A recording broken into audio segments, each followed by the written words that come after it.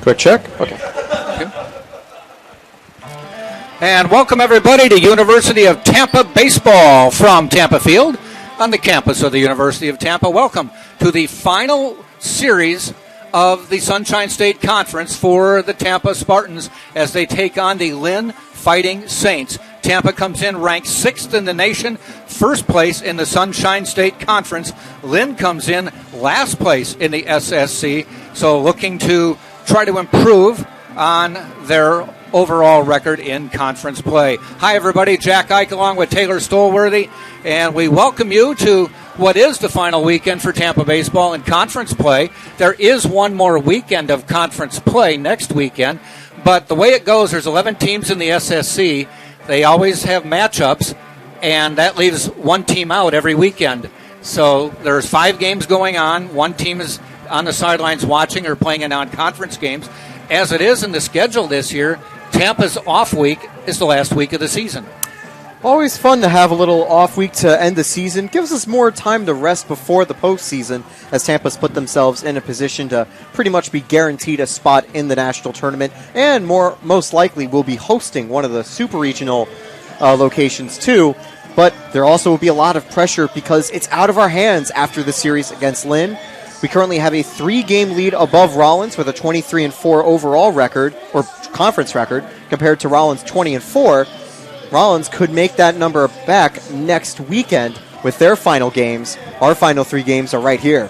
Well, I talked to Drew Earhart before the game, and I said, do you like the idea that you're ending it this week and there's still another week? And he said, doesn't really matter. He says, other than the fact we'll put a number up and Rollins has to match it. A little bit less pressure to have to not have to worry about matching a certain number, but definitely a little bit nervous to think about how our games at hand is directly the amount of games advantage we've got. So they're tied in the loss column, but Tampa has 3 more wins.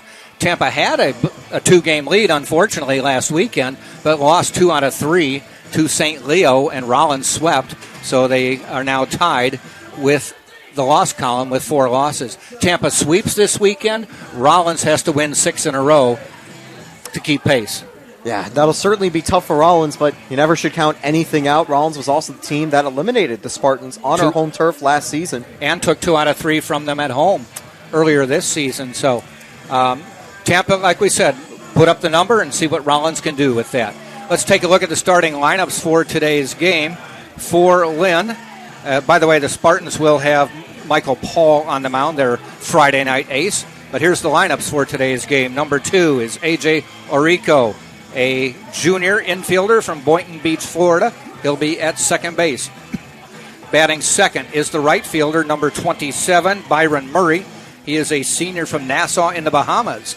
Batting third is the center fielder, number 25, Leon Polino, a sophomore from Lawrence, Massachusetts. Batting cleanup, number 4, the first baseman. Last name is Judge. First name is not. It is David Judge. No relation. He is a junior from Troy, New York. Batting fifth, the third baseman, and it is number 10, and it is Derek LaMontagne. And we'll get the rest of the lineup here, but first Michael Paul with the first pitch. His battery mate for today's game, Danny Gutcher, first pitch. Just outside, ball 1. Batting 6 is the left fielder, number 11. That is Sean Doherty. He is a junior from Mickleton, New Jersey. And by the way, shout out to his parents, Tim and Maureen. Sean helped me with the pronunciations. And I said, who do you want to give a shout out to? He said, Mom and Dad. So he said they'd be listening.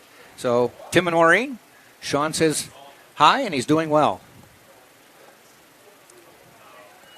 2 balls, 1 strike. Batting 7th is the catcher, number 8, Yuzuki Okamura. He is a junior from Shiga, Japan. And the 2-1 outside, 3-1. Batting 8th, the DH, number 7, and that's Ryan Ford, a junior from Freehold, New Jersey. And batting 9th is number 12, the shortstop, John Rodriguez, a junior from Lawrence, Massachusetts. The 3-1 pitch from Michael Paul. Up the middle, coming in, diving, and I think he trapped it. Now let's see how he walked. He caught it. All right, a nice catch. I couldn't tell by his actions if he caught it or not. That was the center fielder, Jose Cadenas, coming in.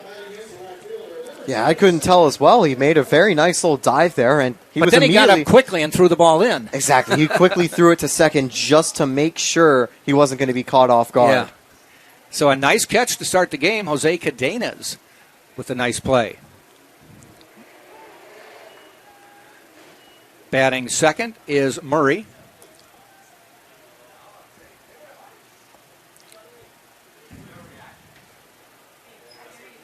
Swing and a miss.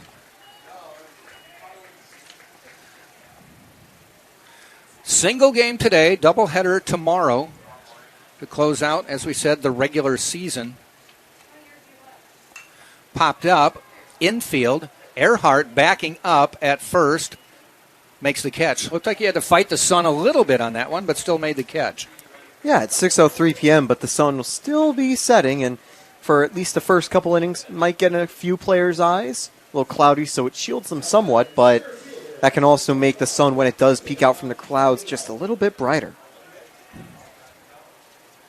I print way too much stuff here and have to go through everything. And this is so small, I'm going to have to ask you to zoom in to look for averages for these guys. Yeah, and I was also taking a look really quickly. Both teams do pretty well at the plate. Lynn hitting .283 as a team this season. Hard to match the Spartans' .347 team average, which is an absolutely insane offense. Yes. And we don't have a very home run friendly environment. We're not an extremely friendly offensive park. It's just our team knows how to hit the ball really well. And that's not great news for Lynn, because their main weakness is their team ERA at 6.11, as there's a swing and a miss.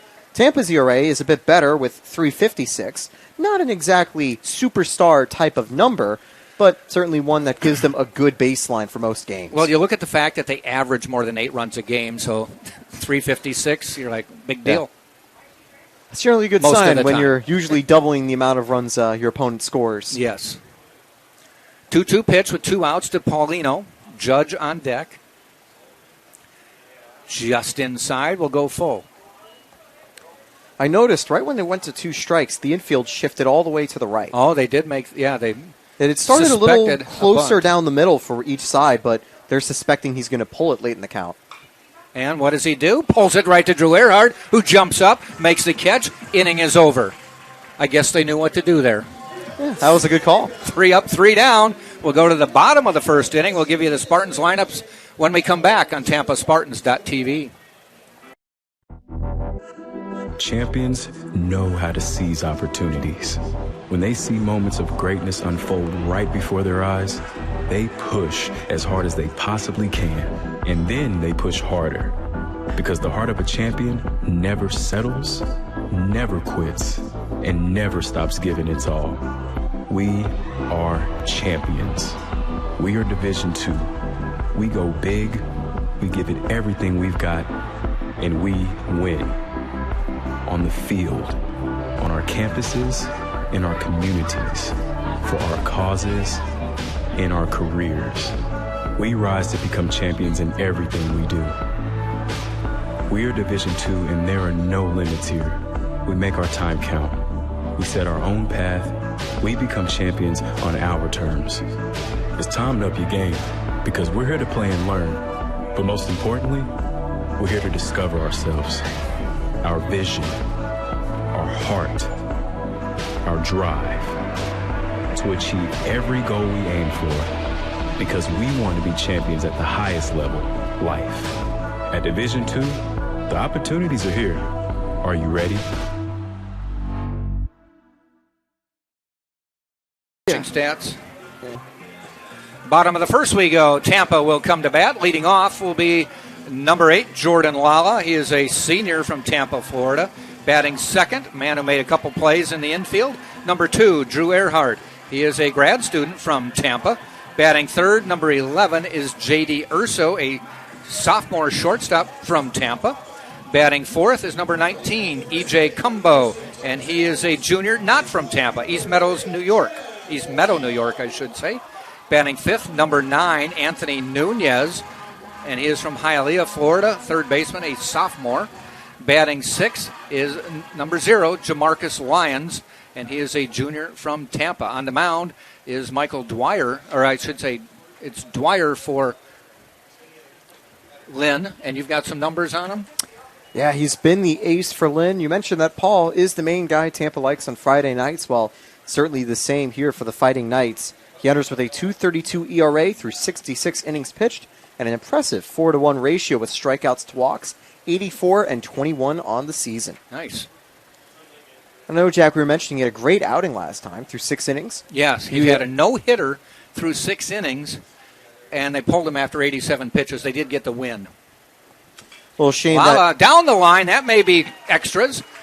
Heading into the corner, he rounds first, automatic double for Jordan Lala, who has an on-base percentage, leads the conference in hitting at 430-something, and last we saw was getting on base about 50% of the time. Indeed, 55.3%, and that number... Video game numbers. Indeed, and that number is going to be a little higher now. Wow. So, 6 no-hit innings, well, Jordan Lala is going to turn that into a leadoff double. It's over. Yep, no-hitter in this one. Drew Earhart to the plate. Matter of fact, Lala and Earhart are 1-2 in conference hitting. Puts down the bunt. That's a pretty good bunt. Nobody's covering first, and he beats it out, and Lala goes to third.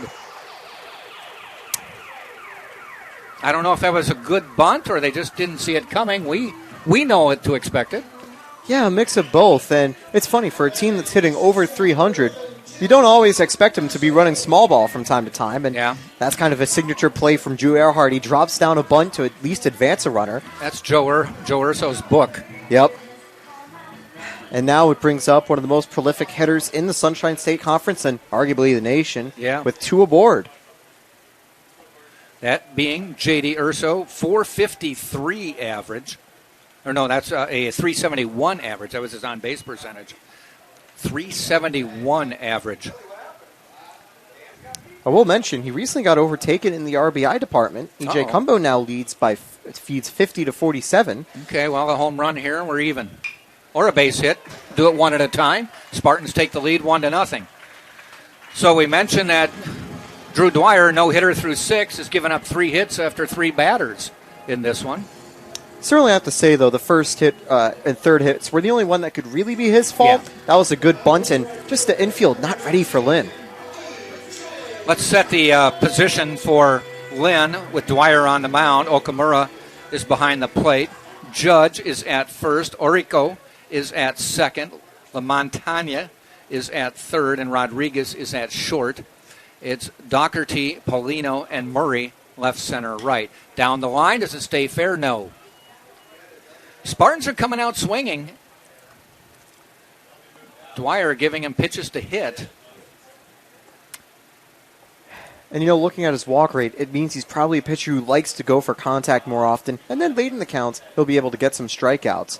It's a good idea to try to show that you're not nervous and not conceding early walks. But unfortunately, the Spartans have been reading, or unfortunately for him at least, the Spartans have gotten a hold of what he's throwing and converting it into some offense. Dwyer in the stretch. That's a little bit outside.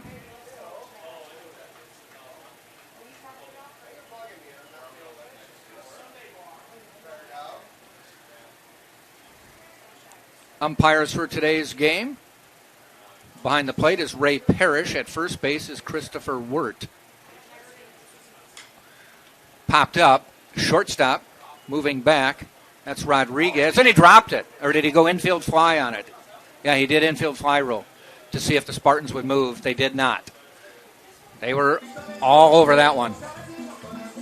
Yeah, and that's kind of maybe a good break for Rodriguez there, because that would have been not great if that was dropped and counted as an error. Probably had the out at third by a country mile, but that's still not the best spot, but that will be the first out of the inning.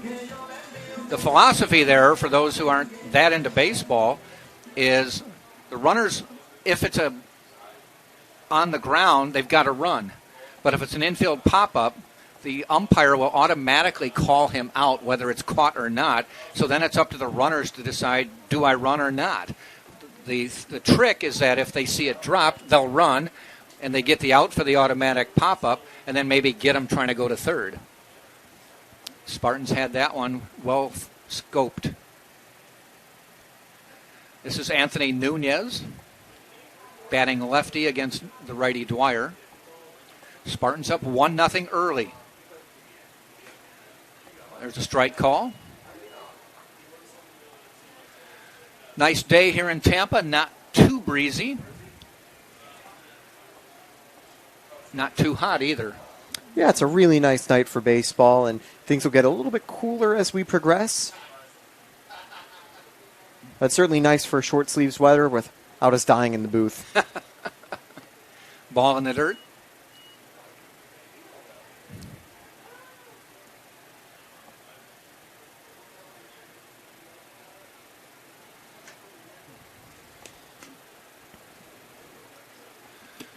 We mentioned the Spartans do not play SSC games next week. They do go play Newberry in 3 non-conference games.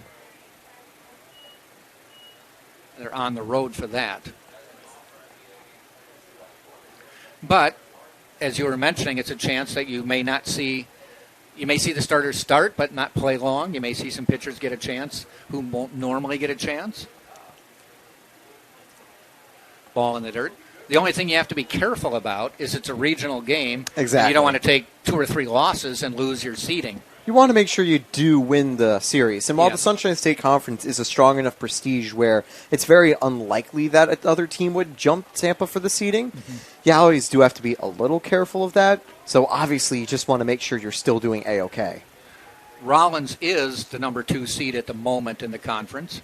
So that's why this weekend is critical. Actually, 5 SSC teams are in the top 10 of the Southeast Regional. I think a note to mention as well, Florida Southern, 29-15 overall record compared to a 14-10 conference record. Yeah. If they're a team that also would be knocking on the door of a higher regional seed. Ground out, runners advance. Doesn't seem that long ago we were welcoming everybody to the first game of the season. Now we're setting up postseason scenarios. Yeah, it's a very quick spring. I mean, it just goes really back to back like this. As you know, it's only still the second month of the season for Major League Baseball baseball other places around the world, too. These guys were maybe 15 games into the season by the time the majors started. Probably more than that, actually, because they started the first week in February. Right about when teams were reporting. Yeah, some of the northern teams may have gotten their season started by the time spring training began for the MLB. Of course, you were mentioning a few stories of teams that were barely getting their first practices on the actual fields because, you know, they have the very cold temperatures up north. That's a little bit of an advantage for teams down south. This is Jamarcus Lyons at the plate. Just a steady hitter all year. Yeah, and he's had a great resurgence. He's now 4th in batting average, tied currently with J.D. Urso. Hitting .598 slugging, .435 on base. It's just gone up and up and up. Indeed. I don't see Grandpa and his uncle here today, though. Maybe tomorrow. Yeah, maybe even as well for the regional tournament coming up, too. 3-0. Runners on second and third, 2 outs now. Spartans up 1-0. 3 consecutive base hits to start the game gave him the lead. Ground ball. That'll probably be an error. 2 runs will score. Here comes Urso around third. Lyons heading for second will stand up. That will probably be an error. Third baseman got a glove on it and bounced away. Montagna. Yeah, well hit ball from Lyons there. And it was hard hit. Yeah, definitely tough to field, but certainly a play you're hoping that De La Matin can make. Thinking they're putting up a hit on that one. A hit? Yeah, I probably would have that as an error over at third, but interesting to see if that stays that way. Yeah. It would be very unfortunate because those should probably be unearned runs for Dwyer. Yes. They've got the Spartans 3 runs now, 4 hits. Danny Gutcher to the plate. Gutcher's the home run leader for the Spartans. He's had a couple big offensive explosions from time to time and leads the team with 10. He's got what, more than half of them in 2 weekends of baseball? Yeah, that's something you can brag about, getting a lot of home runs over that span. And certainly we'll be hoping that over the next couple weeks in postseason play, that's when he also gets hot again. Yes. The stats have cooled down somewhat, but he actually does have a .617 slugging, second on the team, and also a .402 on-base percentage.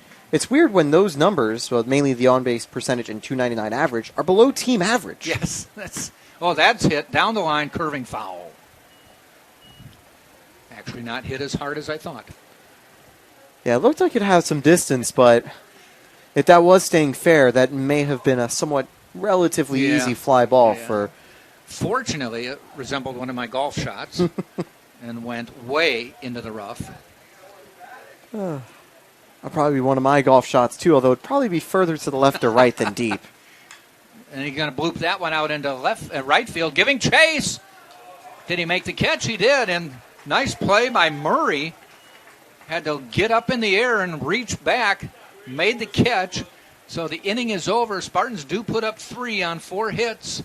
And at the end of 1 full, it is 3-0 Tampa on top of the Lynn Fighting Saints. For college sports. There's light at the end of the tunnel. A return to normal, and all we love about sports. You've instilled resilience, focus, and selflessness in us. We've put those lessons to work. We've found strength and unity in each other. You continue to take us places we never imagined. You bring out the best in us. So when we look forward, we see the light at the end of the tunnel. We see a better world for all of us. And for college sports. I mean, I was like a drunken sailor. And it was like 4 years ago and 4 years ago there. And that's where it, and I where it showed up. can feel it for about 5 seconds it's coming on. Yep. Wait. And then I...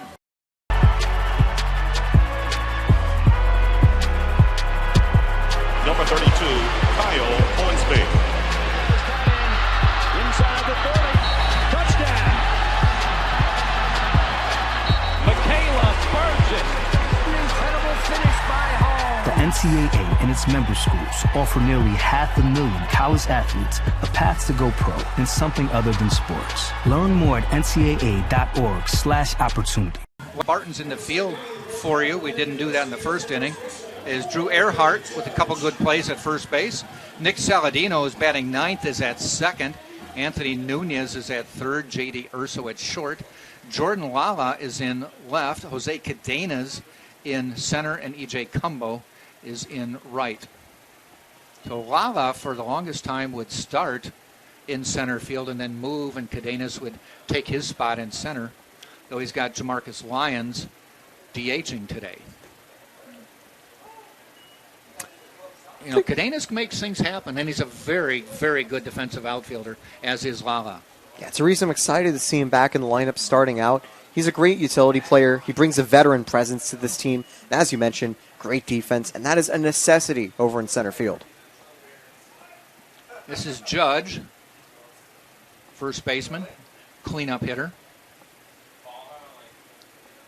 Pops it up.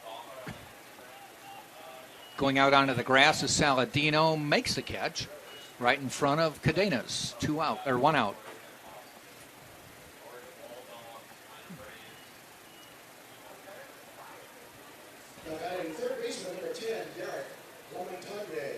Lamontagne to the plate.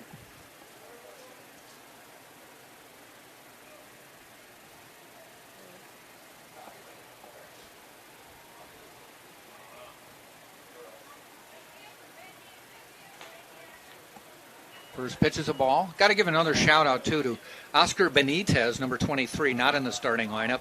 A shout out to Sydney Hill. All they would say, told me, was, she's a friend.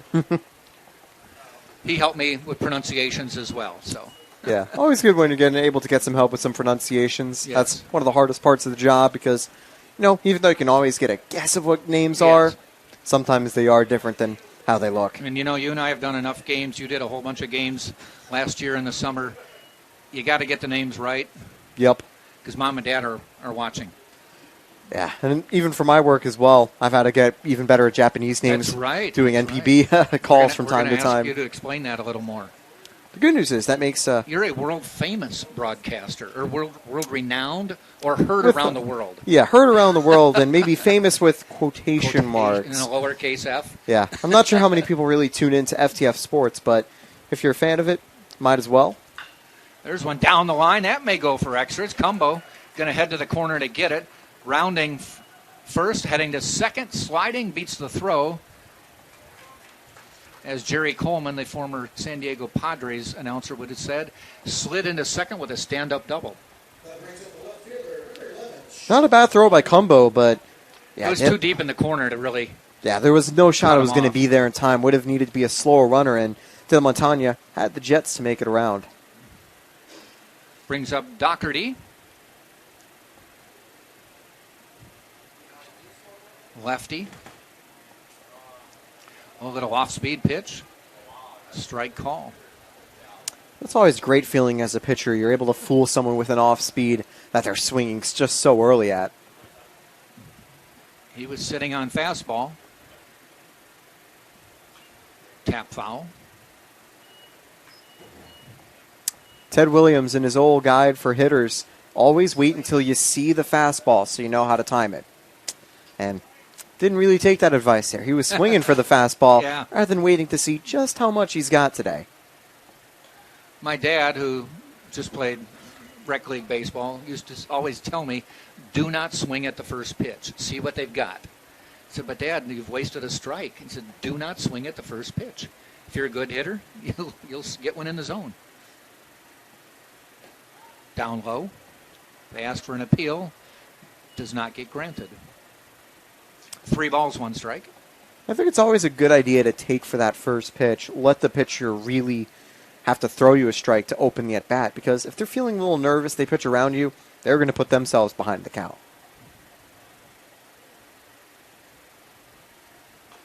Tap is at fair ball. Gutcher fields it, throws to Earhart. Runner doesn't move. Doherty is out. Sounded like it bounced off the plate. But then with this turf field, you never know what sound you're going to get. Yeah, it's certainly different to hear the sounds from dirt to grass to turf like we have here. It was a thud. Any Lynn fans that are watching the stream for the first time this season for the Spartans may notice this change, because it is the first season we've brought in the turf, and I'm not sure. We might be doing something similar over with the soccer field. Right to the right, they've recently tore up some of the grass. So they're doing something, whether they're planting new or maybe making the change just as well. The lacrosse field over at the Namoli Intramural Complex has been turf for quite some time. So maybe they might be making that change. Turf is easier to maintain, so that's a... We'll wait for Tom Colby to come back up and see what he knows. Over at the soccer field, is it like in the middle of the field they seem to be working? Hard to tell. They just started a couple days ago. Oh, okay. Because in the past, they've taken it out of the middle and just resodded it, because that's where most of the action is. Yeah, at least from my view up here, which unfortunately the camera can't get, we'd have to turn it to the right. It looks like the entire field's been, at the very least, then you may be right, resurfaced. They're always changing things on campus. It's never a quiet moment. No. When you're walking always around. Something going on. Something new will happen. 2 balls, 1 strike. Okamura, the catcher.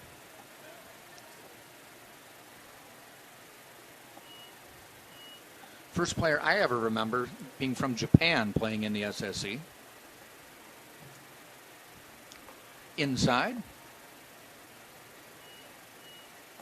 And fun fact as well about Okamura, I was looking him up to see if he was doing any baseball in Japan beforehand. I actually found in 2021 he played in the same summer league that I was working with last year with the Oneonta Outlaws. Walked him. You don't remember the name, though? Well, it was the year before I was there. The year before. So That's right. Just missed him, I think, but... Because you don't forget names, I know. I'll be able to remember names, especially from that league usually. Brings up Ford, number 7. There was one international player in that league that I think sadly didn't get a lot of time at the WBC, Asaf Lowengar, part of Team Israel at the WBC. It's pretty cool to call a player who's had a bit of an on the international stage. Yeah. First pitch is a ball. Michael Paul, last couple batters, looking for that strike zone. Runners now at first and second with 2 out. Fouled off, 1-1.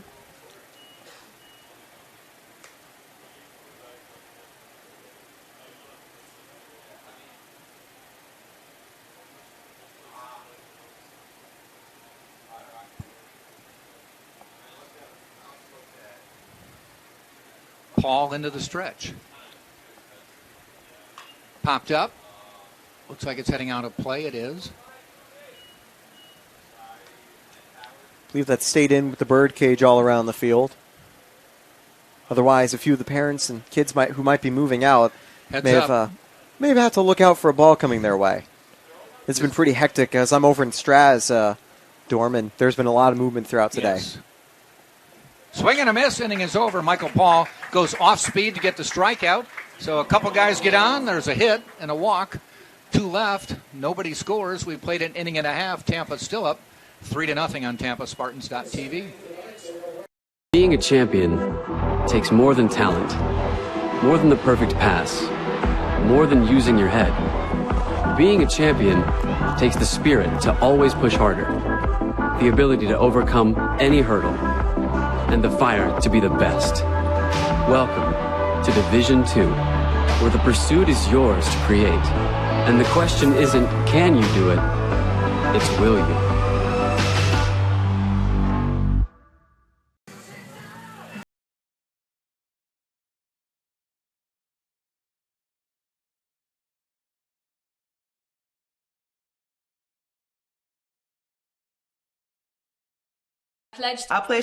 I am an NCAA student athlete. And I pledge to be a champion of unity on my team, on my campus, and in my community. I pledge to embrace differences and strive for inclusion and collaboration. I pledge to stand against racism, hate, and discrimination. I pledge to strive for love, care, and forgiveness. I pledge to stand against silence, deceit, and obscurity. I pledge to strive for dialogue, truth, and understanding. I pledge to stand against fear and doubt. I pledge to strive for trust and belief in one another. I pledge to stand against complacency and stagnancy. I pledge to strive for change and growth. I commit to supporting my fellow student athletes in all circumstances that impact them. I commit to both choosing unity personally and encouraging it for all. I pledge these things because we are stronger together. United as one. And we head to bottom 2. Spartans holding on to a 3-0 advantage, putting up a 3 spot in the bottom of the first. It'll be Nick Saladino coming to the plate to lead off for Tampa.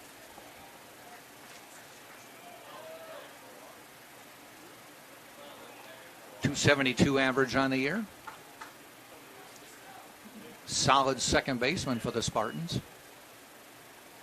Big swing and a miss there, though. Dwyer with the fastball. I think that's what you need to start out the inning, getting a good swing and miss, just to kind of refocus and settle back into the game.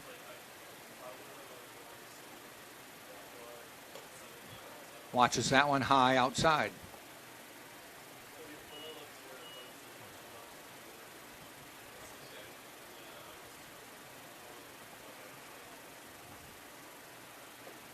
That one looked pretty good down the middle. Hit the mitt, but set up outside. You just dropped a tiny bit too low, but yeah, pretty good placement. Fouled off. We're at 2-2. Definitely think on a pitch like that, Ray Parrish has got a slightly better view than us up in the booth. He does. And you're right, he did go low and bring it back. Also, maybe even a little better view because, again, looking directly at the plate from Christopher Wirt, those are the 2 umpires for today. 2-2 pitch. And we'll go full. Now, if you take a look, I notice the sun's coming out a little bit brighter now. Take a look at the shadows. They are straight from catcher to center field. So players in that position, including the pitcher, are going to have a tough time. Ground ball out to second, diving. Can't pull it in. That, I would think, will go down as an error. Yeah, that very well may. Tried to get it. I'll say, it did keep it right next to him, so yeah, there's no risk for an extra base hit, True. Although that's also the type of play Murray usually gets to keep Saladino at first. I was wrong on the first one, so.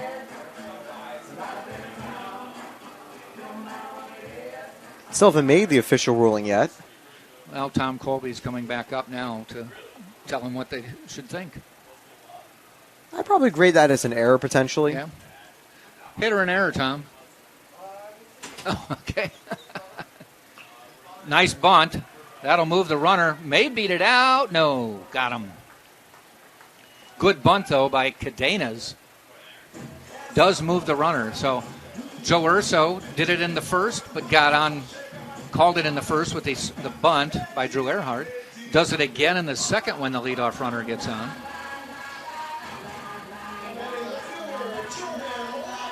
It's also good because now you put a really strong hitter like Lala in a position where he can score a run. And yeah, as you mentioned, Cadenas, he has the speed to run a lot of those bunts out, but just out by a step. Good recovery from De La Montagne.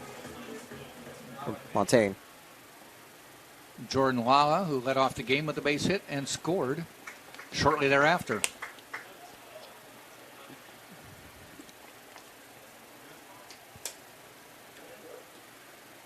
Goes after that one. It's a strike.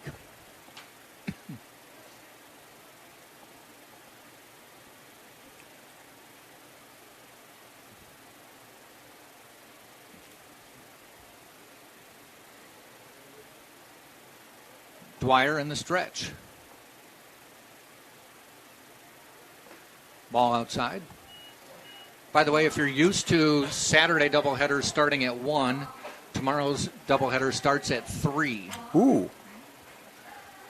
Which gives you time to get here almost Indeed. on time. It does. And graduation probably have enough time because it is a morning graduation. Yep. So they did move it back 2 hours for graduation. if it was the afternoon graduation, that would be a little more of a problem, but as the other one is likely set to begin at, I think, maybe 1 p.m.-ish, that should probably give me some time because, yeah, they're going to be in and out. I've got a roommate who's going to be working that day, too.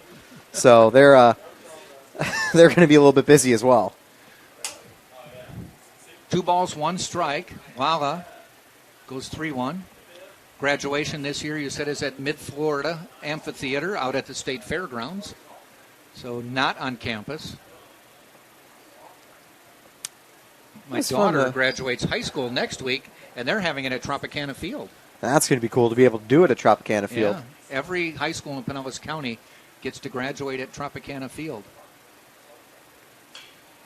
Foul down the line. So they just hustle you in, bring in a new high school, hustle you out. Yeah. It's going to be like a conveyor belt almost for that. Keep moving. By the way, that line drive foul by Lala went straight to the bullpen. That's just off camera. They might have scared a few of the players who were just sitting there and watching. Hopefully they were watching. Don't want them doing Wordle or anything. Yeah, certainly not an opportune time to do so. You're trying to find out what the word is, and all of a sudden the word is a ball that's coming right at you. Hit. Ouch. He does get the walk. Runners now at first and second, and Drew Earhart comes to the plate.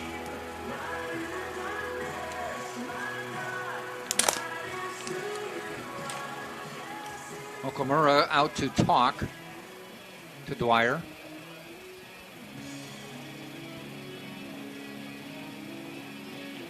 So while we got the chance, you were telling about your other job, baseball announcing. You're doing Japanese baseball games, English version for folks who want to follow Japanese Major League Baseball. Yep, I'm working with For the Fans Sports to give English broadcasts of games in Japan's Pacific League. Part of the NPB, one of the largest leagues in the world, arguably behind the MLB, just like maybe it's the second one up there.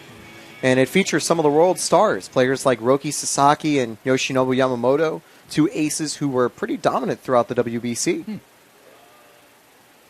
It's also a league that featured Yu Darvish, Shohei Ohtani, and other MLB superstars. Okay. As this one almost hits Earhart. And you had a friend who knew a friend, right? Yeah, friend of a friend type of thing. Hey, got to do it. That's how you move up. And you like it, right? A lot of fun. But now isn't there like a 10-hour time difference or something? There is. I basically call the replays over starting around 7 to 8 a.m. So you're doing replays? Yeah, for the most part, they're not live as the games are going on. Okay. But they get the game all set and kind of record it for a 1 p.m. release usually. I thought maybe if it was a 7 o'clock game, you'd be broadcasting at 8 in the morning or something. That's what I usually do because the games are usually at midnight or 5 a.m. So that is usually when I have to start around 8 a.m. So it preserves my sleep schedule somewhat. Ground ball out to second. Rodriguez bobbled it. Everybody's safe. That'll go down as an error. 2 errors for Rodriguez in this inning. Bases loaded, 1 out. and the ever-dangerous J.D. Urso to the plate. Now, this is a spot where Urso can equalize Cumbo in the RBI department. Yeah, no, but a really tough inning for Rico over at second base. And that time, that's, I think, a very... I said Rodriguez, the shortstop. You're right, Orico. A surefire, I think, error call that time, as the previous one was also an error. But, yeah, that time, very costly, too. What's a double play ball? Yeah. At least all the runners here for Dwyer are unearned. I think he was trying to make the throw before he got the ball out of the mitt. Ooh, just about hit him. Certainly don't want to hit a runner in home, and I think as this one misses, we're going to see a quick conference from the pitching coach. It might be Rudy coming out to talk. As I am the king of insignificant sports trivia, you were talking about he almost hit a guy with the bases loaded. One of my stats this week that I tweeted about was, I think it was Mark Loretta for the Brewers, was hit with the bases loaded in the 11th inning, and the first walk-off hit by pitch win in Brewers history. Oh, wow. I'm looking for anything that's trivia. Oh, yeah. At that point. It's always fun to find those little factoids. It's like, baseball is, I think, the one sport where you find the most. Yeah. Because you've seen so many games. There are thousands of innings per week, honestly. Yes. And you have maybe over 10, 100,000 per season. You get to see so much action that even the most rare statistical anomalies have a high probability of occurring eventually. At some point. With all the time frame of the major leagues, surely something has happened at least once. Yes. That's what honestly makes record-breaking stats even more shocking at this stage.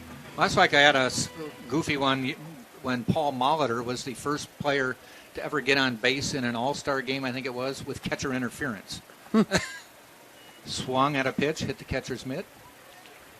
Something like that. It was catcher's interference. You definitely don't expect a lot of catcher's interference at the all-star game because the catchers are all-stars. But yeah, even that's bound to happen eventually. Urso waits. Outside. Now 2-1. Bases loaded, 1 out. Saladino at third. Lala at second. And Earhart is at first. Urso at the plate with a 2-1 pitch coming up. Just 1 out. Ooh, we went after probably ball 3. It's 2-2. Looked like that one was just missing low, but with the fastball, I think that's what Urso saw, heat, and he felt he had to offer. Yep. And just dropped a little too low. 2-2 pitch. Popped up, out of play. Toward the aforementioned dorms where people are moving out, my daughter and I walked by a dumpster right next to the dorm full of old mattresses, rugs. That's what you're going to find. A lot of things from the college year that are going to get tossed away. I don't have too much trash, at least, which is a good thing. 2-2 again with 1 out. That one's hit out into foul territory again. Down near the Lynn bullpen. That bullpen remains empty. We saw the conference on the mound, but no one's warming up, so obviously they're going to let Dwyer continue until they really need to pull him, but just needs another decent grounder that had been missed twice to try to get out of this jam. Again toward the bullpen. He's keeping them on their toes, and a nice catch by the bullpen catcher. Barehanded at that. Hit the screen, angled back into his hands. Yeah, tough to make that play as well. Not only barehanded, but to get the right bounce off the net. It's kind of a shame it happens off screen, too. Fouled off, this time behind the plate. So JD's getting his money's worth on this at-bat.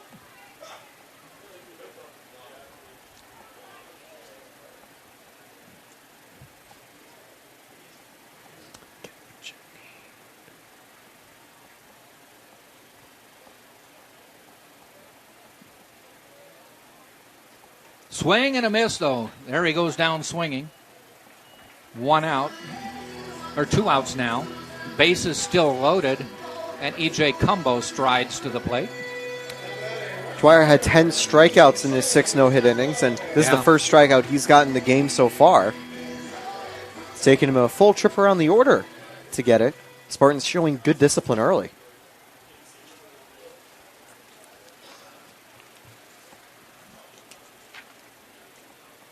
Ball in the dirt.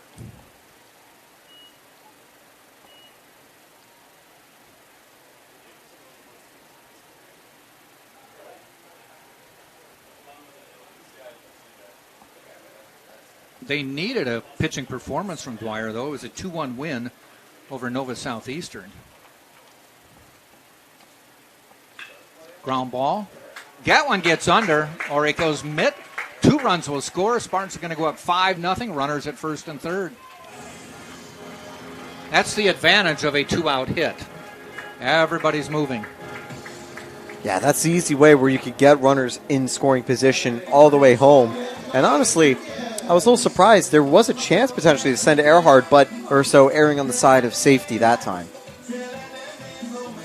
Makes it 5-0 Tampa. Anthony Nunez coming to the plate.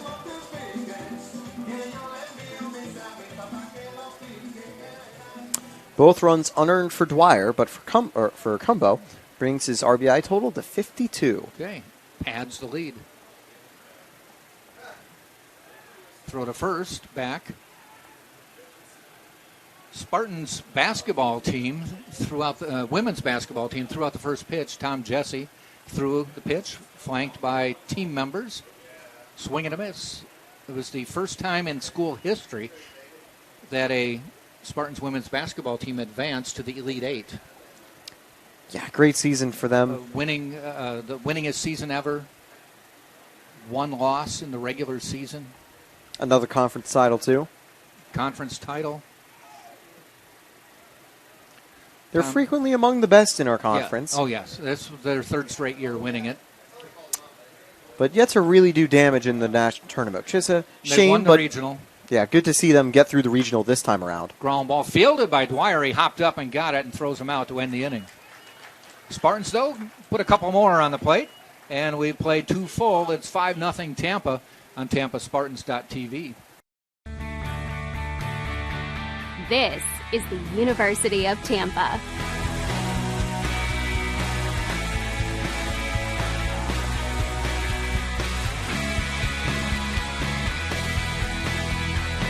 Explore your dreams. Discover your talents. Get ready to invent, innovate, and be a leader. This is the University of Tampa. You don't want to go with her? Okay. I want you to learn as much as you can. Okay.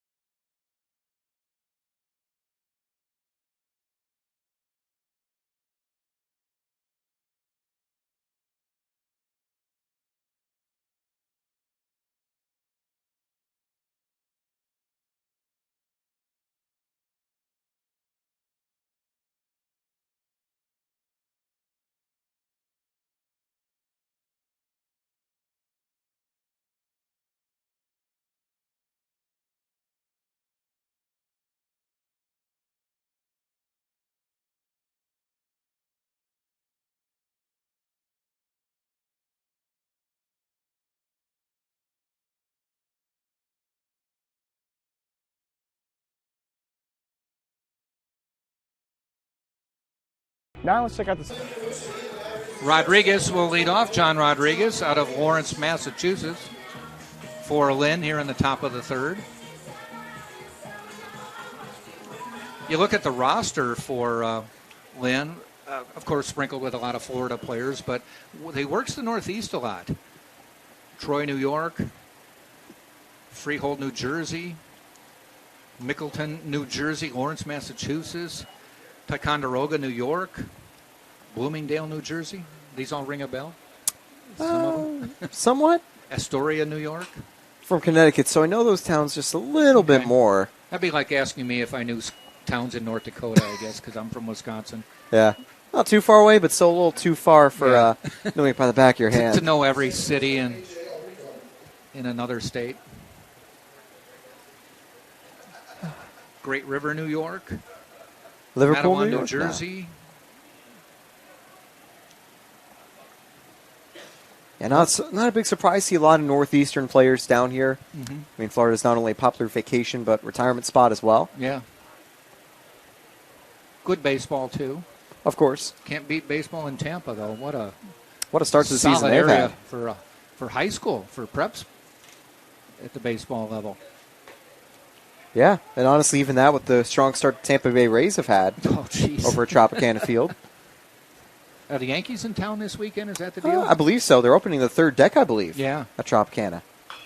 Ground ball. Drew, takes a short hop and makes the play. The Rays just got done sweeping the Pittsburgh Pirates, and it was billed as the two best teams, or two winningest teams in baseball at an early season matchup, and the Rays took them down. Yeah, certainly wouldn't have your money on a Tampa Bay-Pittsburgh matchup being for the World two of the Series best teams in baseball. You might expect it from Tampa, as they've always been a good team. Yes. They're a lot like, I'd say, the Spartans side, where they do sometimes lack the true star power, but are very balanced and know how to do things quite well. For instance, Wander Franco, not too different from our very own J.D. Urso, but just always coming out with new players that just randomly pop onto the scene and do really well. And that's kind of a similar thing with us, too. We've had real good emergencies from Gutcher and Saladino. But yeah, the Pirates, that's just a real shock. They were not too good last season, but now they're one of the better teams. And I like the fact that two small market, as they call them, teams are setting the tone for baseball this year. Baltimore as well. They've had a very hot start in the AL East. Milwaukee's not a bad start, though they lost 3 straight at Colorado. Fun fact for the AL East as well, they're all over 500. Really? So even though the Yankees, with their injuries, are off to a rough start, they still are better than a majority of the teams in the American League. That may be not great news for a lot of baseball fans that aren't Yankees fans, though. Byron Murray at the plate. And he hits one out toward Cadenas, falls in front of him for the base hit.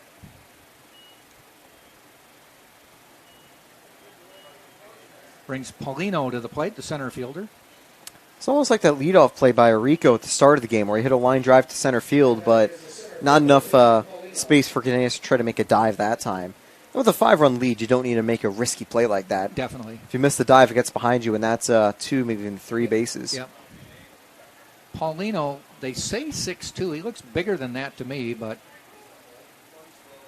Well, how tall is Gutcher, if you take a look at the... let's do the comparison. Because they're not too far away. Gutcher is 6'1". Okay. Yeah, I think that's probably all right. Pretty close. Maybe 6'2", maybe 6'3". Big swing and a miss.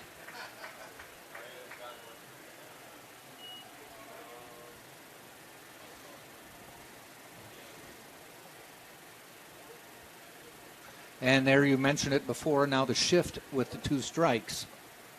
He lined to Earhart his last time up, as you called the shift, and he shifted it right into Earhart's mitt. Now Earhart this time, though, holding a runner at first with 2 outs.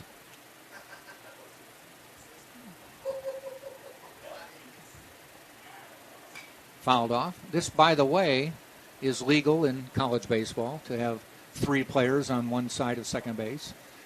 Illegal now in the majors. I think this is also where you'll see fans at home saying, hey, bunt it down the third base line, as if it's that easy. Yeah. I mean, it's not completely strikes. impossible, but it isn't a terrible idea to try to get it because, I mean, if you send it down the line, that's there's no one there to get it. Yep, you get a double if there's nobody on base. Yeah. Or you could try to get to third. Get a 30-foot double. 2-2. Swing and a miss. Inning is over. Michael Paul with the strikeout. And they leave a runner. Do not score. We played 2.5. It's still 5-0. Tampa on top of Lynn on TampaSpartans.tv.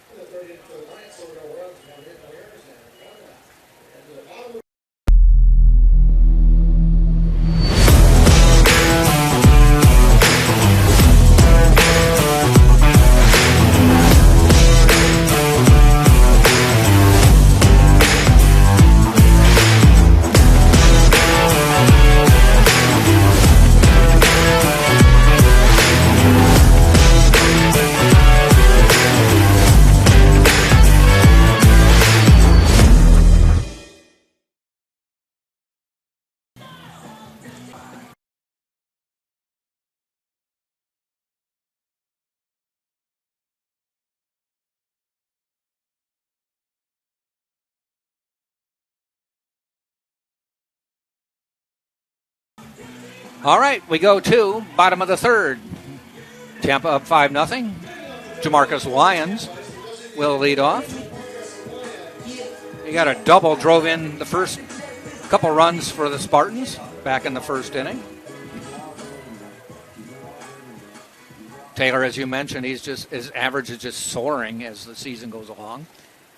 And again, thinking back to the first weekend, which doesn't feel so long ago, we were wondering just how good he'd be if finally the balls would just start dropping in the right ways. And he was hitting. He was just hitting them at people. Yeah, and that's just kind of unfortunate. That's a true fact about baseball. Sometimes they will go right to people. Like there. High throw. They step on the base anyway. La Montaña. Judge made the play. 1 up, 1 down. Good grab by Judge to prevent that from being another error. There have already been 2 in the game for Lynn, and arguably 3, depending on that previous call. Yeah. That was the last hit that Lions had.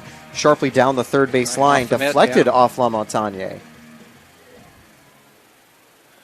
Gutcher at the plate. Hit a fly out to right fielder Murray, his first time up.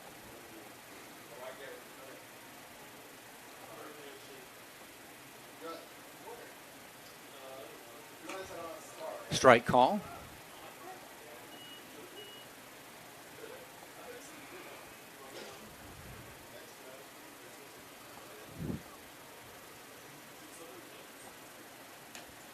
Just missing outside.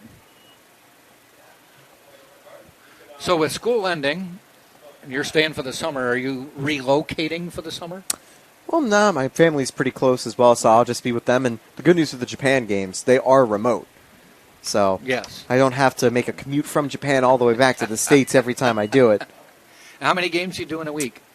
3 usually. I cover one of the weekend series, I believe. 3-0, taking all the way, and it's going to go not have been 3-0. No, it was 2-2, I believe. Okay. Not sure if that'll send it to 3-2 now. Yes, it does. Yeah, the scoreboard was just a little off there. Right. I believe them. Yeah.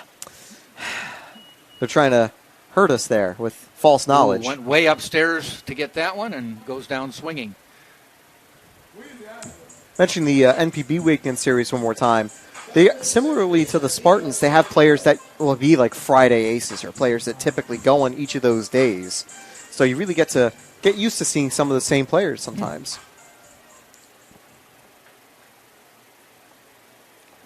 This will bring Saladino to the plate. E4 last time.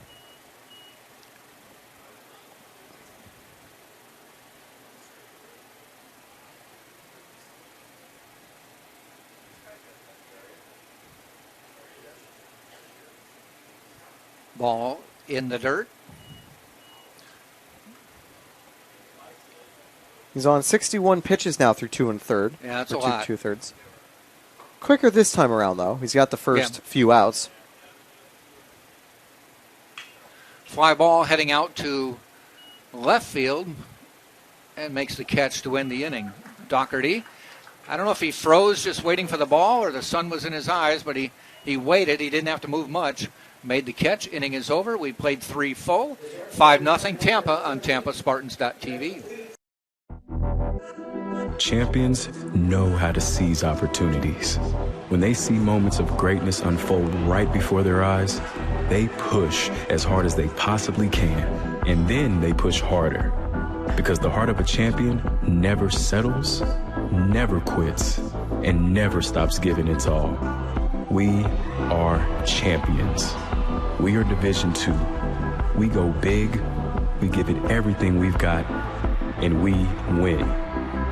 On the field, on our campuses, in our communities, for our causes, in our careers. We rise to become champions in everything we do. We are Division II, and there are no limits here. We make our time count. We set our own path. We become champions on our terms. It's time to up your game, because we're here to play and learn. But most importantly, we're here to discover ourselves, our vision, our heart, our drive, to achieve every goal we aim for, Because we want to be champions at the highest level, life. At Division II, the opportunities are here. Are you ready?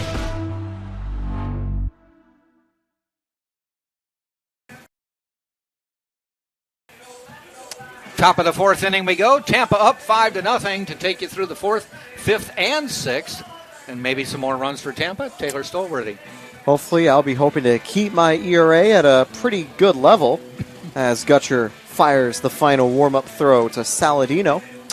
4, 5, and 6 due up. Judge, La Montagne, and Doherty batting sixth. And I have to say, it'll be interesting to see how the inning will go as we get set to get underway. Ooh, Paul's first pitch just a bit outside. Showcased some good control so far. 2 strikeouts, just 1 walk. 50 pitches through 3 innings, but apart from 1 or 2 scary spots, he's done a good job of keeping Lynn quiet.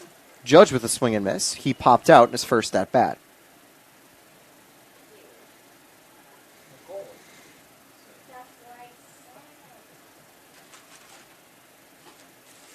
Taken for strike 2. The count goes 1-2 now for Judge. 377 leads the team average by 50 points. Held up. Gutcher wanted the appeal at first, but couldn't get it. Judge also leads in RBIs, 40-39 with Leon Paulino, who I believe isn't playing today, second in that category. Driven to center field, but Cadenas under it, 1 away.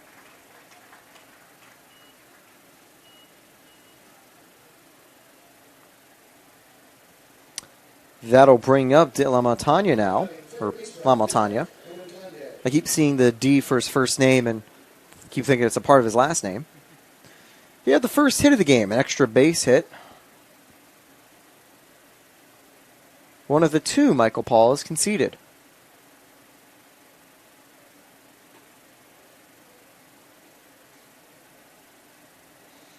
As a team, Lynn so far 2 for 12 with 1 walk. They haven't been able to convert with runners on or runners in scoring position, though. Tampa, meanwhile, has gone 4 for 10 with runners in scoring position. Similarly, they've always had runners in scoring position when they've been on base.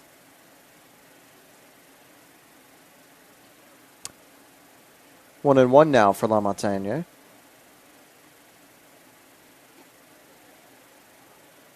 2-1, this one misses inside.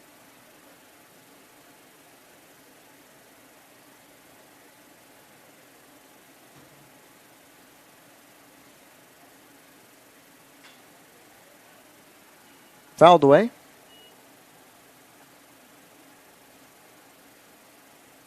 Two and two.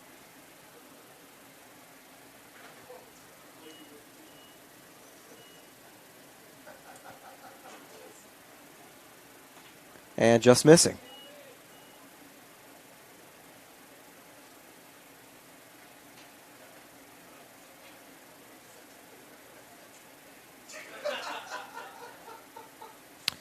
Nunez shifting over to the right.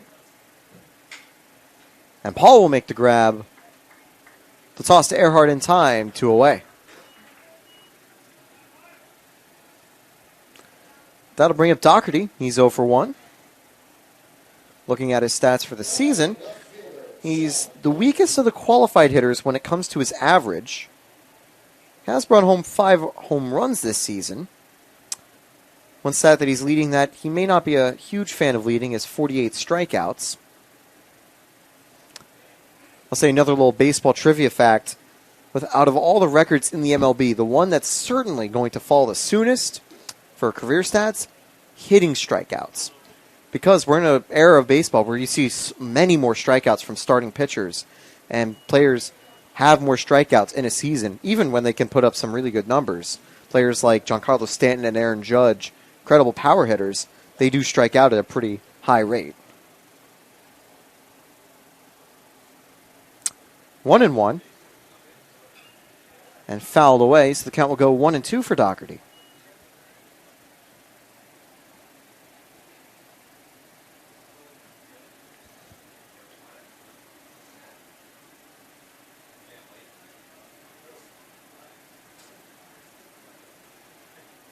Misses low for ball 2.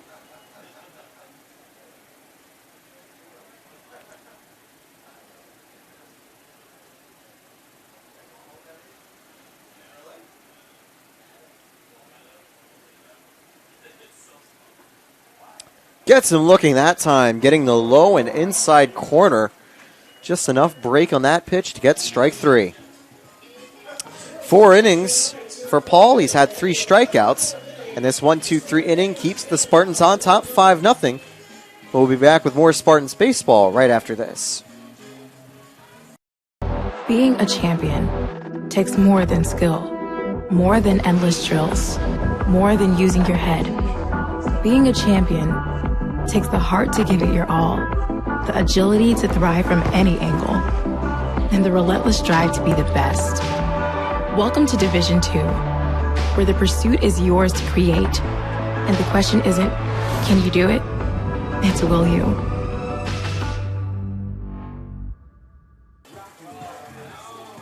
Pledge. I pledge. I am an NCAA student athlete. And I pledge to be a champion of unity on my team, on my campus, and in my community. I pledge to embrace differences and strive for inclusion and collaboration. I pledge to stand against racism, hate, and discrimination. I pledge to strive for love, care, and forgiveness. I pledge to stand against silence, deceit, and obscurity. I pledge to strive for dialogue, truth, and understanding. I pledge to stand against fear and doubt. I pledge to strive for trust and belief in one another. I pledge to stand against complacency and stagnancy.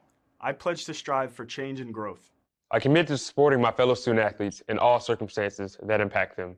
I commit to both choosing unity personally and encouraging it for all. I pledge these things because we are stronger together. United as one.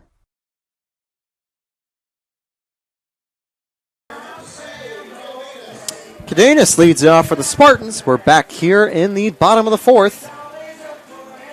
3 runs in the first, 2 in the second. Dwyer, however, was able to get out of the 3rd inning without any damage. He's on 62 pitches and ready to go. Underway.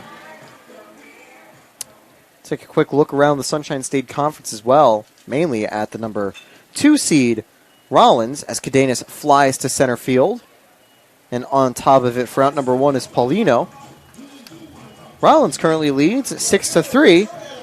St. Leo does have the tying run at the plate, though, so that'll be interesting to see if they can convert. At top of the 7th, I think they started 1 hour earlier, maybe? I think they had a 5 p.m. start time compared to Tampa's 6 p.m. start time. As Lala is back up, he had a walk and a double. He scored twice. Fooled by Dwyer's off-speed, strike 1. Dwyer's also recorded 2 strikeouts so far, both coming in the most recent 2 innings.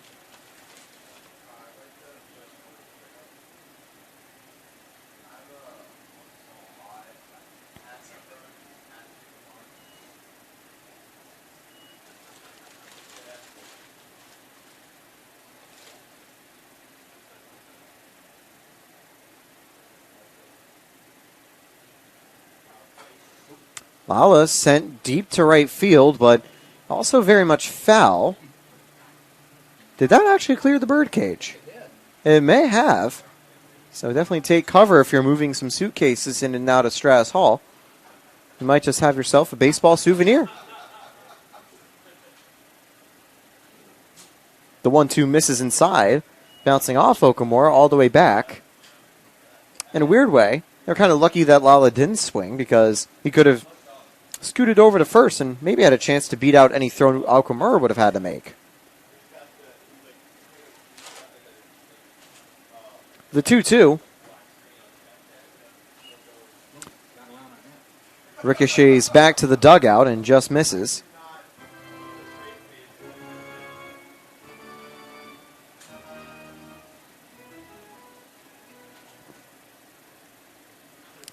This should be pitch number 7 of the at-bat coming right up. And number 70 of the game for Dwyer. Fouled away, and he's going to protect as this one veers inside.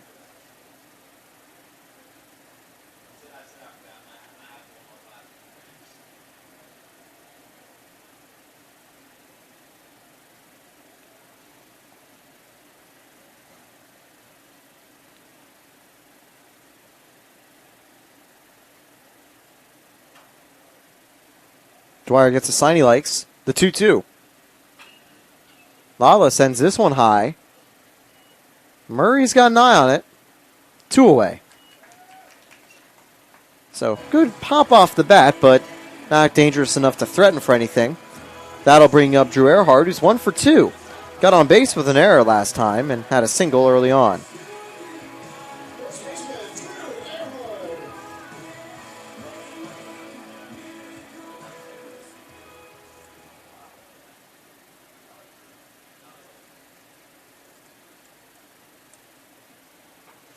Misses inside for ball 1. Earhart had to duck out of the way that time.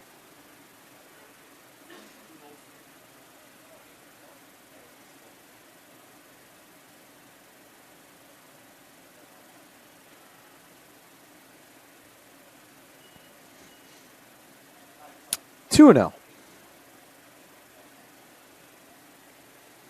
Mentioned Earhart this season hitting really well. .436 on his on-base percentage. 16 walks to 17 strikeouts. So pretty close on that average.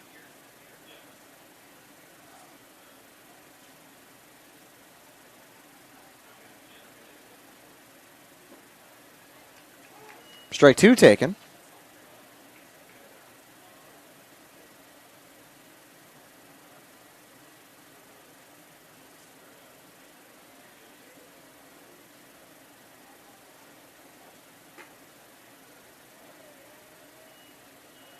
Count goes full.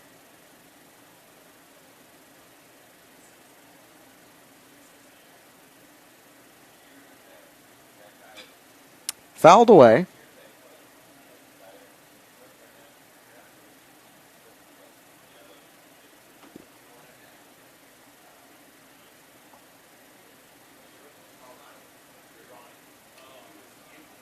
On deck, potentially getting a chance here would be JD Urso. That's if Earhart can keep this inning alive.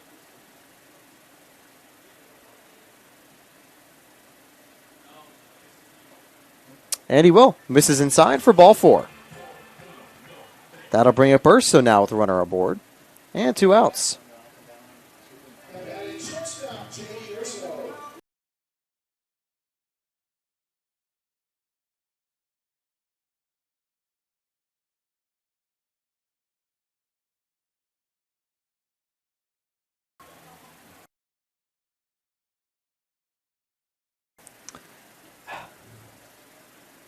And now we're ready to go with JD Urso. Urso grounds this one over to third. They'll elect to get the force out at second to end the inning. So we're through 4, and it's a 5-0 Spartans lead. We'll be right back with more Tampa baseball right after this. I pledged. I am an NCAA student athlete. And I pledge to be a champion of unity on my team, on my campus, and in my community. I pledge to embrace differences and strive for inclusion and collaboration. I pledge to stand against racism, hate, and discrimination. I pledge to strive for love, care, and forgiveness. I pledge to stand against silence, deceit, and obscurity. I pledge to strive for dialogue, truth, and understanding. I pledge to stand against fear and doubt. I pledge to strive for trust and belief in one another.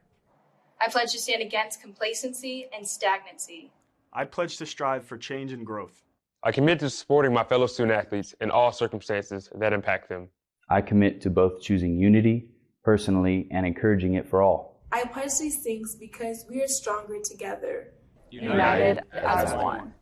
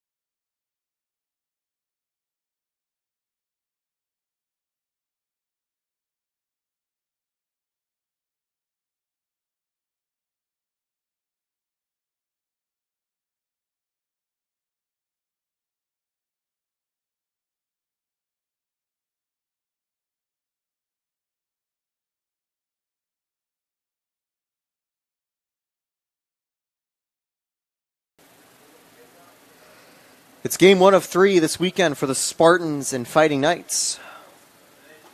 Strike one's taken. Spartans coming off a rare series loss against St. Leo on the road. 6-4 defeat on Friday, 6-3 win on Saturday. And on Sunday, they took a 9-4 loss. Strike 2 taken on that low corner. Lynn are actually coming off a win, a 2-1 victory against Nova Southeastern, but previously had lost 3 straight. Lost conclusion of a doubleheader against St. Leo and the first 2 games at home against Nova Southeastern. Jack had mentioned that this is the last weekend for Spartans conference play, and we'll be facing Newberry on Thursday and Friday on the road. Earhart makes his catch in foul territory, 1 away. For Lynn, they'll have 3 more conference matchups on Friday and Saturday in Boca Raton. They are going to be back home facing the Tritons. By the way, an update. Rollins was able to get out of the jam. They still lead 6-3 against St. Leo.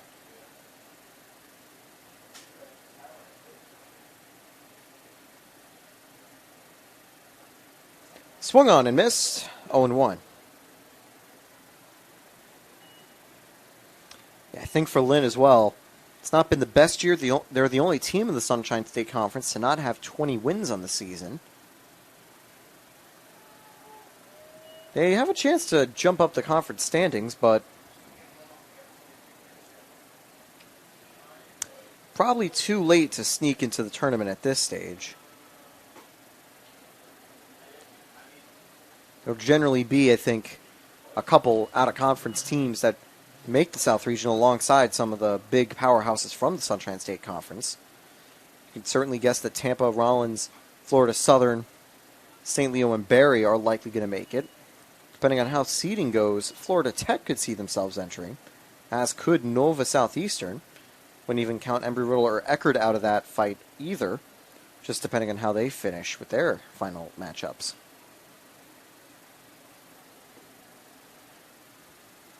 2-2 now. Ford trying to keep alive in the at-bat. Struck out back in the second inning. One of the 3 strikeouts for Paul.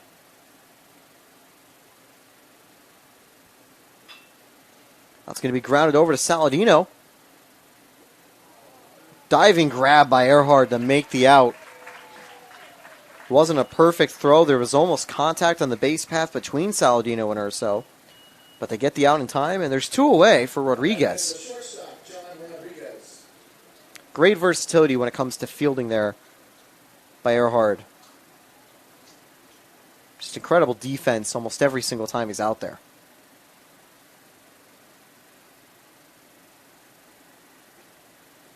Strike 1 taken for Rodriguez. Grounded out to first last time. This will be Paul's 80th pitch coming up. Low, and that will be ball 1.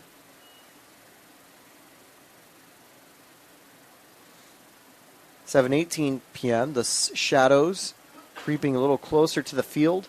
Things have actually gotten a little brighter as we start to approach sunset.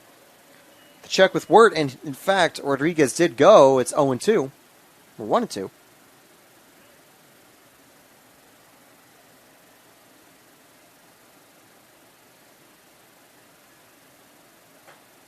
Strike 3.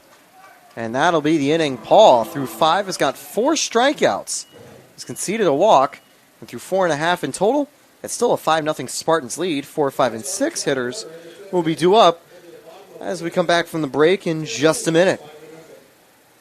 I am an NCAA student athlete. And I pledge to be a champion of unity On my team, on my campus, and in my community. I pledge to embrace differences and strive for inclusion and collaboration. I pledge to stand against racism, hate, and discrimination. I pledge to strive for love, care, and forgiveness. I pledge to stand against silence, deceit, and obscurity. I pledge to strive for dialogue, truth, and understanding. I pledge to stand against fear and doubt. I pledge to strive for trust and belief in one another. I pledge to stand against complacency and stagnancy. I pledge to strive for change and growth. I commit to supporting my fellow student athletes in all circumstances that impact them. I commit to both choosing unity personally and encouraging it for all. I pledge these things because we are stronger together. United as one.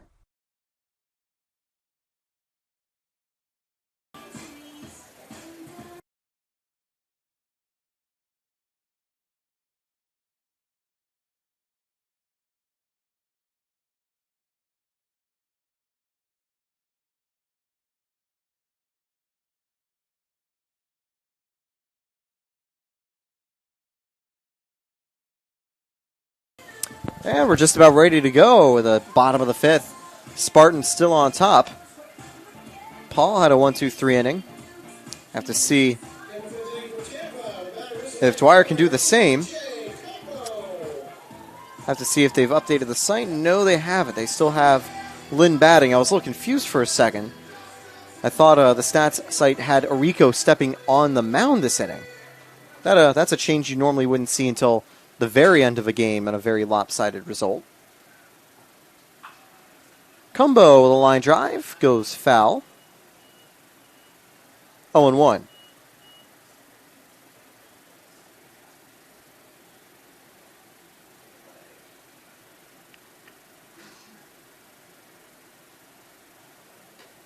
Misses 1-1.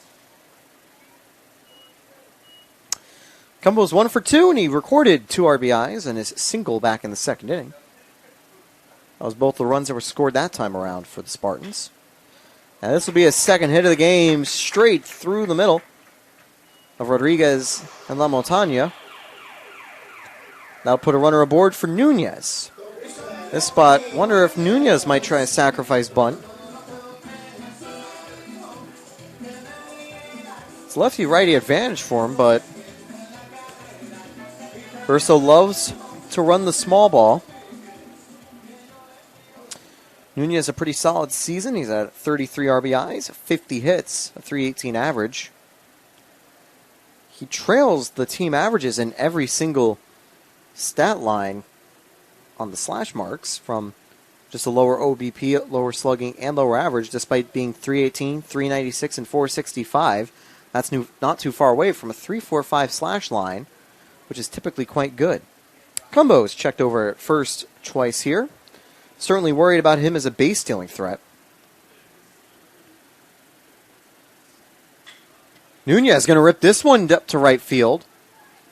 It's caught for the first out of the inning, and Cumbo is going to be safely back at first.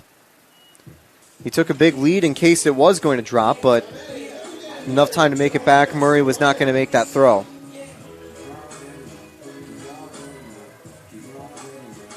That'll bring up Jamarcus Lyons.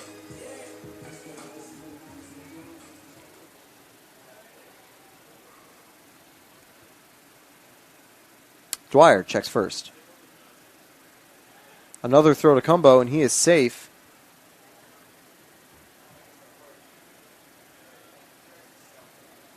Hasn't gone yet. In fact, the Spartans actually haven't attempted to steal a base yet.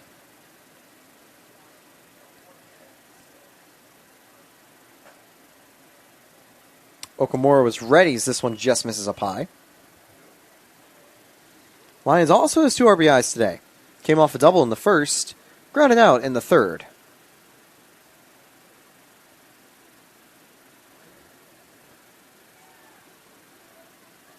Cumbo once again safe. The throws are close, but just can't get him.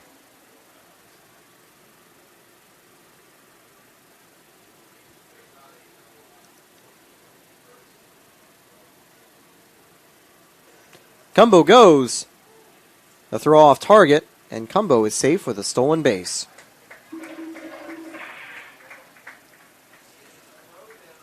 It landed in the zone for strike one as the count will go 1-1, but throw just was not going to have enough time to reach it, even if it was thrown exactly to Arico.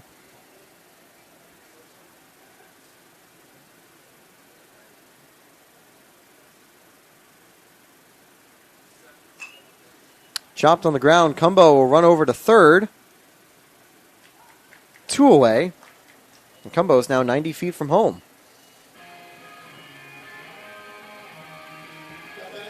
That brings up Danny Gutcher.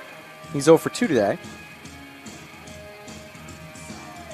One of the 2 Dwyer strikeouts in the game. He went down swinging back in the 3rd.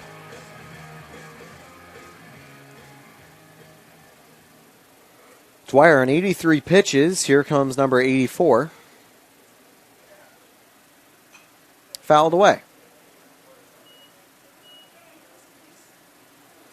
This one lands over the little alumni poster right behind Lynn's dugout.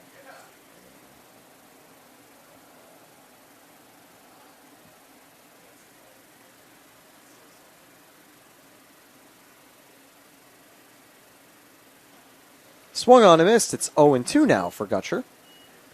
He's going to circle the plate to think it over.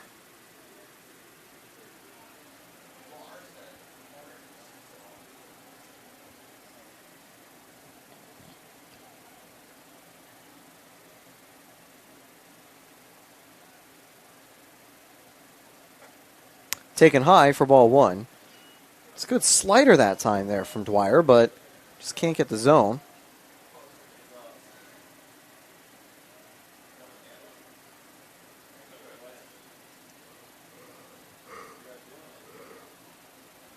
The 1-2. Misses low. 2-2. From this angle, it's hard to tell whether that's just a fastball missing low or whether it's got some extra movement like a splitter. Also can't tell the grip from here as well.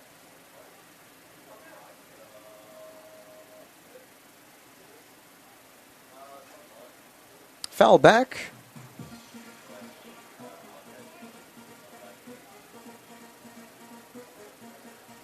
And we stay 2-2.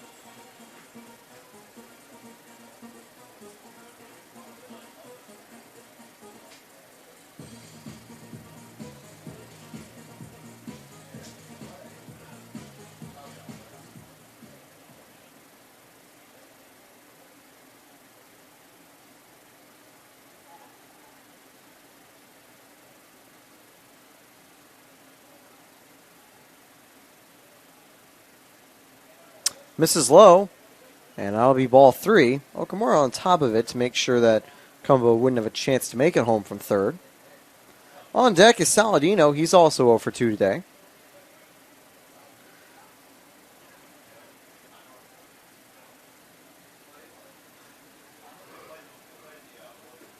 Swung on and missed. Dwyer gets out of the inning. 1 hit, 1 runner stranded. Spartans still lead by 5 as we've completed 5. More Spartans baseball will be back right after this.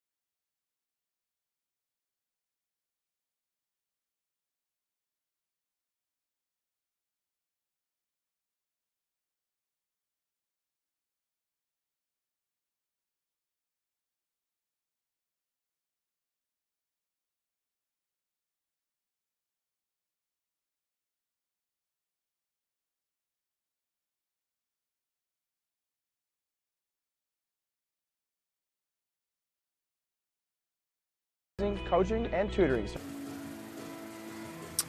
And we're back, top of the 6th. 1, 2, and 3 to up. Arico will be leading off.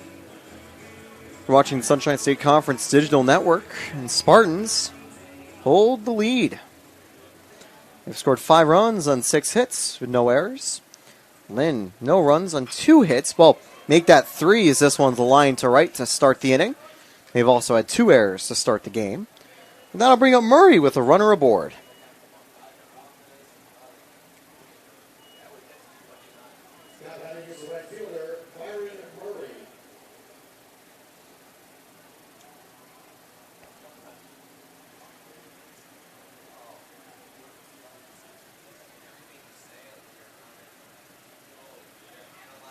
Murray tried to bunt, and he's going to miss for strike 1. So interesting to see Lynn going for some small ball after the Spartans opened with it. See how Nunez and everyone else reacts if they go for it again. They won't, so this one's going to be popped up and pretty safely out of play.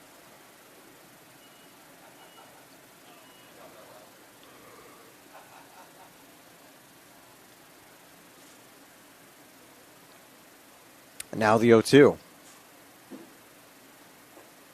Just misses outside. It's 1-2.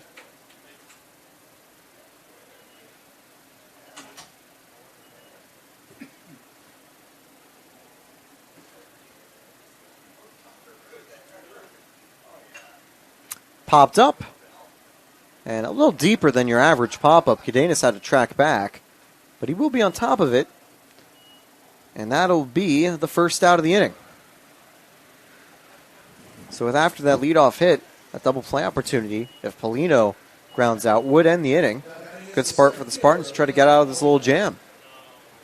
I came back. My daughter here working with Jess, one of the staff photographers. She's taking a photography class at school. That's great. Said, why not learn from a pro? This one missing outside for ball 1. And let me segue into, speaking of pros, a 2019 member of the Tampa Spartans baseball championship team debuted in the majors this week. Indeed he did. He came on. Sammy Peralta. Peralta came on in relief in a pretty tight spot with the bases loaded against the Minnesota Twins. Unfortunately, the White Sox would lose that game. They already had lost the tie game off a hit on the previous reliever, but he was able to get a strikeout against Byron Buxton, one of the premier outfielders in the game. Yeah, for his first strikeout. That's always good to get a strikeout against a player like that to start off your career. Sammy Peralta, championship ring from 2019. And the first pitch will be missing outside, as Judge now has 2 runners on. Polino recorded the 4th hit of the ball game for Lynn. Paul will be on his 90th pitch here. Would not be surprised if there's some activity over in that Spartans bullpen. I think Braden Nelson went down. We were down there, and I think he was getting ready to head out. This one fouled back. I was talking to Drew Earhart about Sammy Peralta, and he was teammates with him in 2019. And he said, if you watched him then, he said he definitely had major league potential. He said there was no doubt about that. He was going to get a good shot. But he said if you watched him then, he maybe threw 1 changeup per outing. Yeah. And he said, but you watch his pitch now, they've revamped his pitch, and he throws a lot of changeups. He said the strikeout was a changeup. And he said that's like his go-to pitch now. That's always cool to see how like major league programs can really develop a pitcher and find some of their hidden strength. As Judge is going to take this one deep to center field. Cadenas on top of it. Runner stays put. Nice throw. Certainly would have got the runner out if Rico had tried it. I have to wonder how some of the other pitchers in the Spartan system could be benefited like that. Caden Irby might have a chance with Tampa's pitching lab. They are always finding great pitchers to bring into the major leagues. Yep. Jordan Leisure is at AA ball with the Dodgers. I asked Joe Urso about him, too, wondering if he might be next in line because he's been putting up some pretty big numbers. And he said, the Dodgers are one of the toughest teams to ever get to the show on. He said they're just so loaded. And he said, wouldn't be surprised if you see them try to move Jordan to pick up some, a 2-for-1 deal or a different position player and give Jordan a better chance with another team. It's not too bad, though, to be a top prospect on a team like that. No. You're a very valuable trading piece. And it would be interesting to see if Leisure gets a move, and maybe that leads to a potential major league opportunity. But he's put up some pretty good numbers in Double-A. But Sammy, the 8th player that Joe Urso says has played in the majors since he's been coach. And with that, it'll end the inning. A quick round out from La Montagne. It's a second and first. So 2 runners get aboard, but both runners will be stranded. That brings the total stranded for Lynn to 5 on the game. And we'll enter the bottom of the 6th, 8, 9, and 1 due up for the Spartans. We'll be back right after this.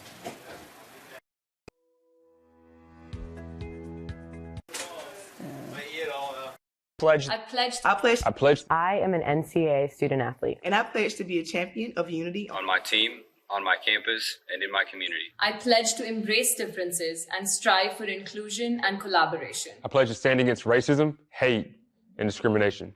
I pledge to strive for love, care, and forgiveness. I pledge to stand against silence, deceit, and obscurity. I pledge to strive for dialogue, truth, and understanding. I pledge to stand against fear and doubt. I pledge to strive for trust and belief in one another. I pledge to stand against complacency and stagnancy. I pledge to strive for change and growth. I commit to supporting my fellow student athletes in all circumstances that impact them. I commit to both choosing unity personally and encouraging it for all. I pledge these things because we are stronger together. United as one. 200th of a second, Yep. which sounds quick. But she said, I asked Jess, she says, mine's set to 1/2000th of a second. Yeah.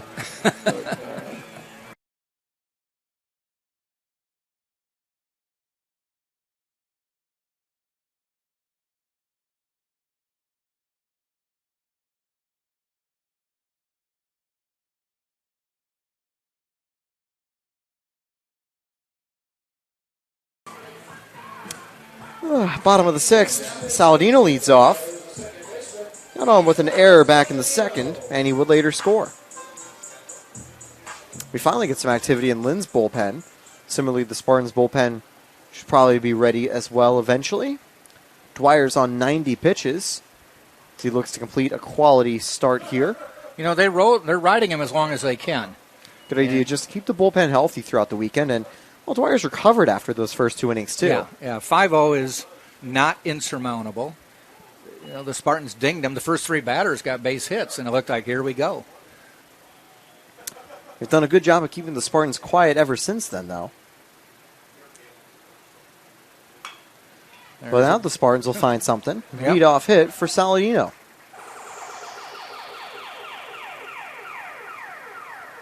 That brings up Cadenas.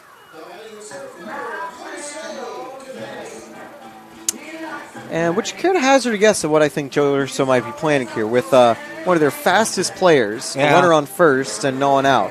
Didn't he have Cadenas bunt last time, though, in this same situation? Second inning, they Second did. inning, yeah. And runner did get to second. But, you know, now it's 5-0. It was 3-0 when he did that. So maybe he has him swing away. Runner goes anyway. Yeah, slide, and he is out just by a step. A good throw by Okamura. Was not sure how that would get on time because it was a good jump by Saladino. Yeah, and the pitch was high, and Okamura had to go up and get it and then get into the throwing motion. So despite the awkward angle, he makes the play, and there's now one away with Cadenas at the plate still. 1-0. 2-0. Now, was he thinking bunt, but the pitch was so high he didn't? He didn't offer in any way, though. Yeah, that's the question. I think you generally are maybe trying a bunt or maybe putting the ball on the ground, a little slap hit or something like that. Yeah. But indeed, just missing the zone there. No use in really trying to wave at it. Yeah. Although waving at it could have disrupted Okamura, not letting him get a throw.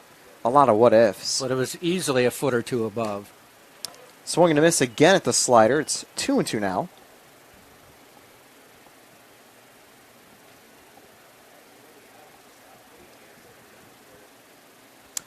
Let's see if Cadenas can stay alive. He does. Well, it does, although that one's just very weakly chopped foul. It's all you want to do if you want to wait for that good pitch. Indeed. Just make him throw another. Dwyer is getting set with his 99th pitch of the game here.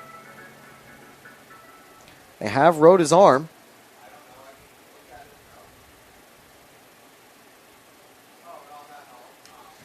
This one's fouled away. You heard the tip. And it stays in 2-2. Still very bright out. You're expecting sunset, but that might not come until the very last couple innings. I'll have my intern check on this.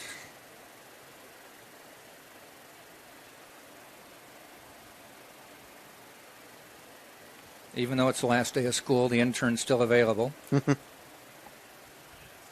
8:07 is sunset. So might be seeing that by the 7th or 8th innings. Yeah, it's still half hour away. And it's a 2-2 for Cadenas. Whoa. Misses up high for ball 3. That was pitch number 100 for Dwyer. Lala on deck. He's gone on base a couple times today. It's going to be guaranteed an at-bat, but the question will be whether it's 1 or 2 outs. Cadenas sends this one, and it's going to go foul. Is it playable? Yeah. Yes, it is. La Montagne ready for the second out of the inning. And that'll bring up Jordan Lala, the lefty hitting leader for the Spartans. Having another strong game, although his average might be dropping a little bit. It's hard to keep a .431 average intact. But 2 away now. Would be an awkward 1-2-3 inning for Dwyer with that leadoff hit and caught stealing. Going into today's game, E.J. Cumbo, number 1 in the conference, 427. Lala second at 426. David Judge at 7th, 377.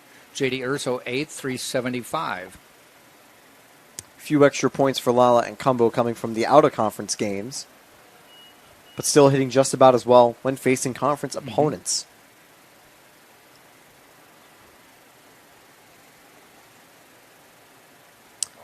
1-1 for Lala.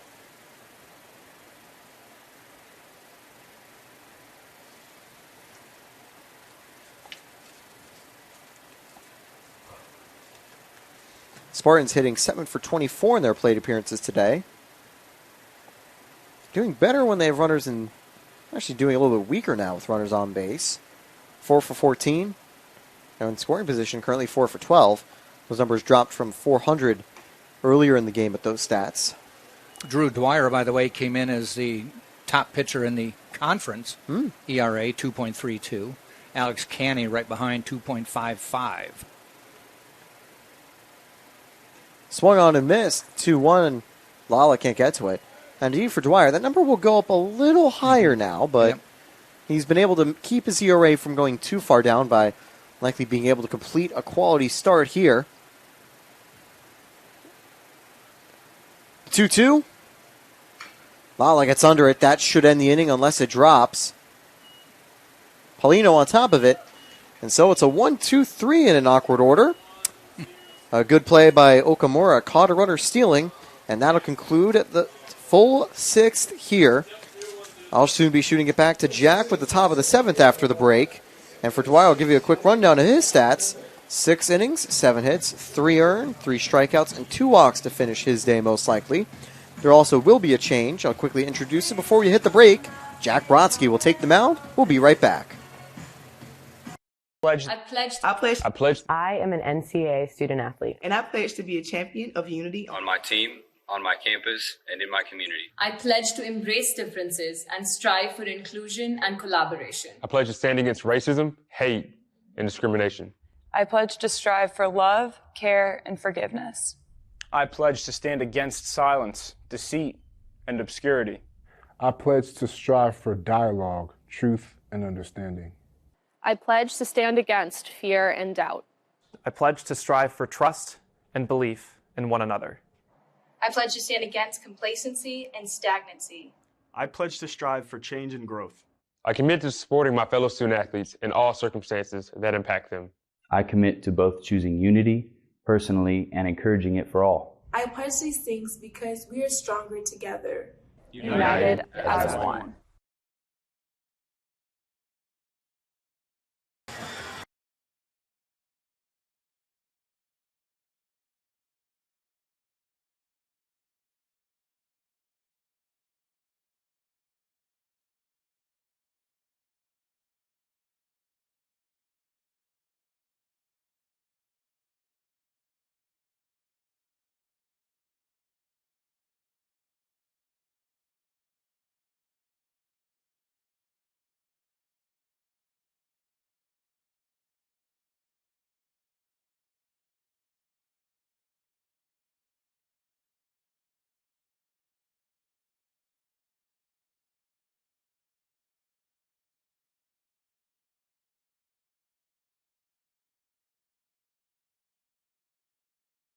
Feel free once we... And we're ready to go. Jack Brodsky taking them out, and I'll hand it back over to Jack Ike. I kept it quiet. Still You a 5-0 Spartans lead, although my offensive performance not so good today. Masterful ERA at this point. Doing pretty well, I have to say. Tampa up 5-0. Jack Brodsky coming in, the righty. This will be appearance number 17 on the year. All in relief. Has a 4-0 record. Has a save. Pitched 23 2/3 innings. 12 hits. 11 runs. Only 5 of them earned. He's walked 5, struck out 28. So an almost 6-1 strikeout to walk ratio. And the first batter will be Doherty, who has grounded out and struck out.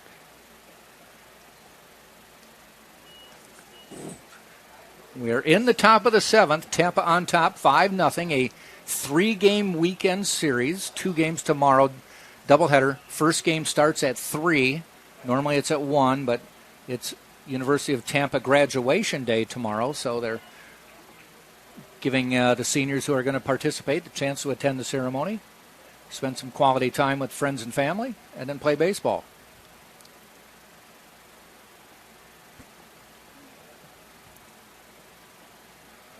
And Doherty draws a walk.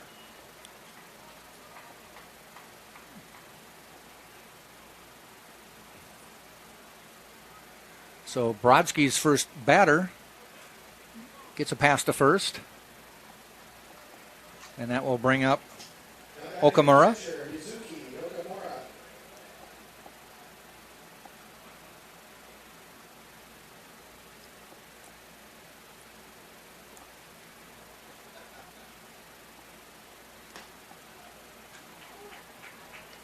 First pitch, call strike.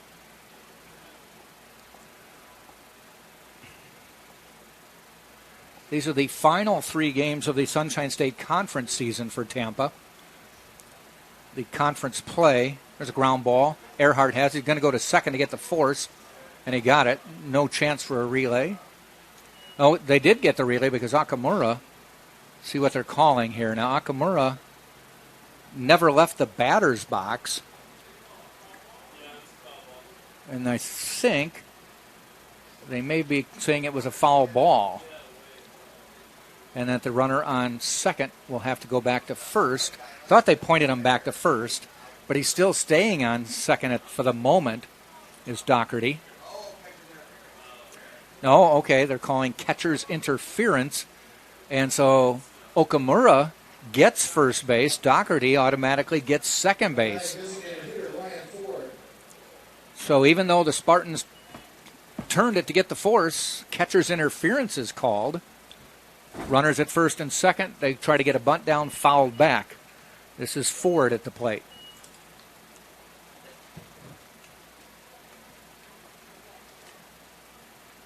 We were just talking about catcher's interference a couple innings ago.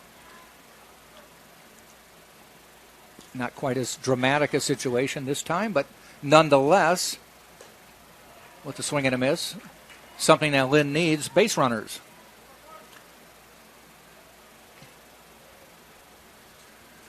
0-2 to Ford with 2 on. Nobody out here at top 7.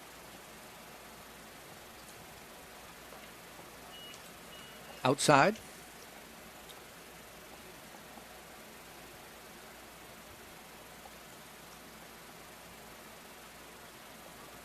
Brodsky gets the sign, now goes into the stretch.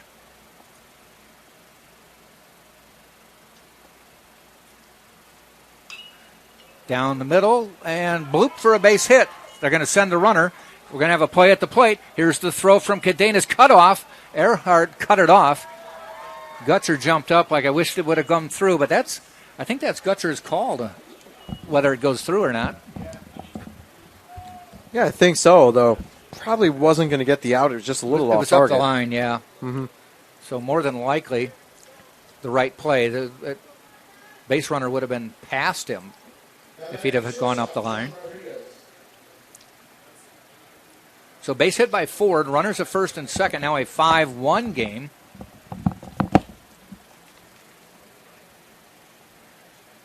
They're showing bunt. Popped up. Nunez in foul territory. Catches it for the out. So 1 out as Ford not able to get the bunt down. Or that was Rodriguez, I should say, didn't get the bunt down. That's a danger of the bunt as well. You can be very easily doubled up if you're not ready on the base paths. Yeah, it was not a... They were not running on the play, which worked out okay for them. That was good for Doherty. Or, no, sorry, not Doherty. He had scored earlier. Okamura and Ford there. Areco, strike call.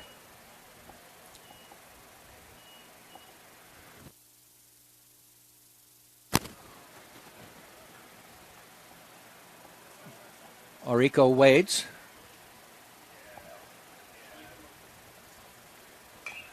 Ground ball coming in. Saladino, quick throw in time for the second out. Runners move up to second and third.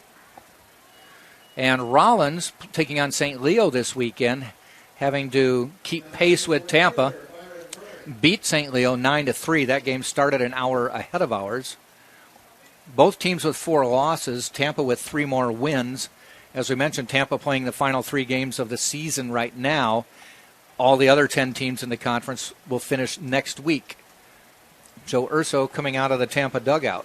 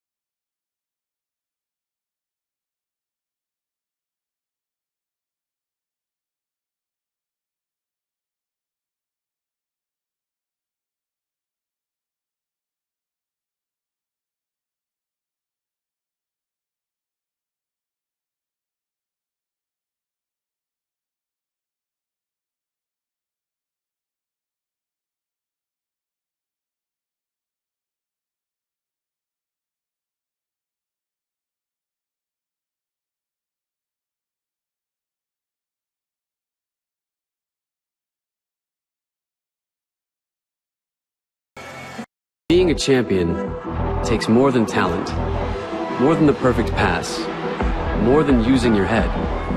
Being a champion takes the spirit to always push harder, the ability to overcome any hurdle, and the fire to be the best. Welcome to Division 2, where the pursuit is yours to create. And the question isn't, can you do it? It's, will you?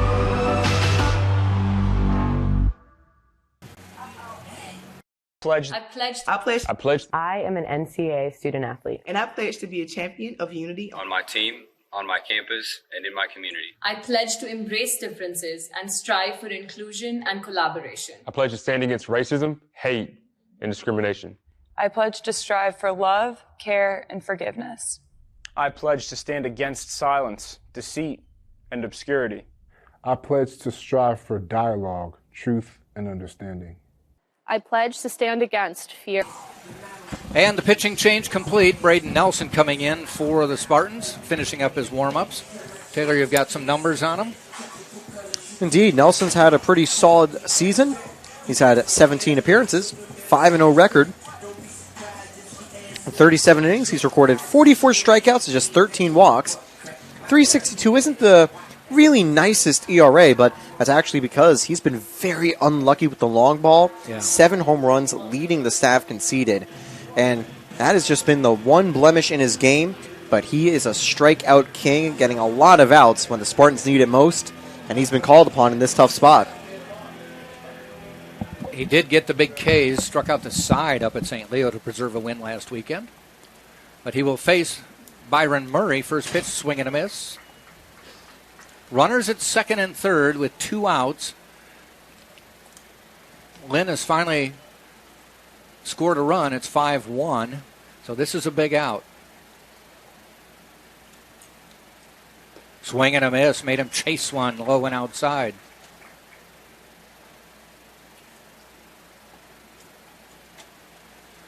Murray with a pop-up, a base hit, and a fly-out.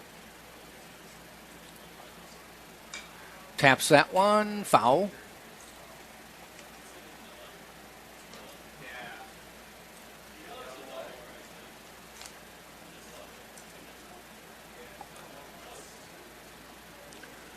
No balls, 2 strikes.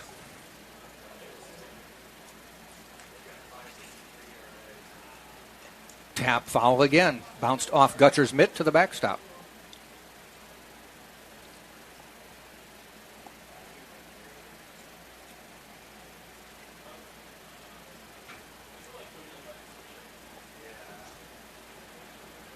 Spartans playing Murray straight up. The pitch, swing and a miss. He got him to end the inning. That was the same pitch he got the first strike. It's the 3rd strike, and we have now finished 6.5. Lynn picks up a run. It's 5-1. Tampa coming to bat on 10.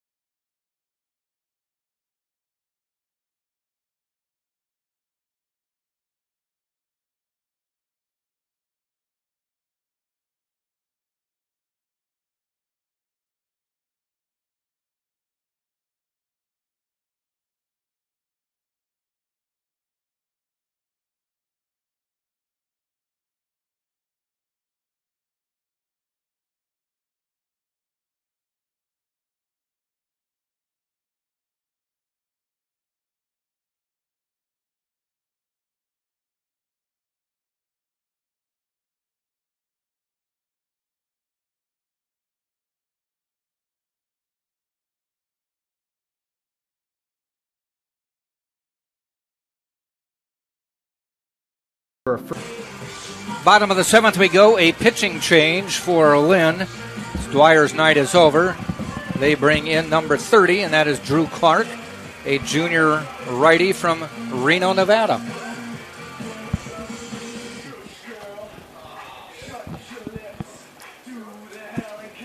Clark has had the most appearances this season for Lynn. Enters the game with not an amazing ERA, but he's been one of the more active relievers for Lynn, and they're going to hope that he can keep things quiet, as the Lynn has now actually came back with a run in that previous inning. And it will be a tricky job for him. He has to face off against the 2, 3, and 4 hitters for the Spartans. Drew Earhart is the number 2 hitter. He steps to the plate. Base hit, an E, and a walk. So he's figured out a way to get on every time. The one official at bat. Ball outside. Spartans would like to get that run and more back.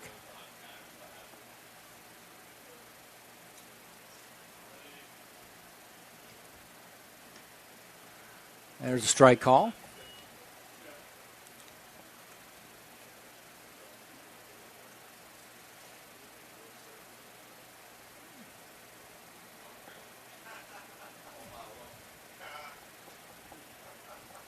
And the pitch.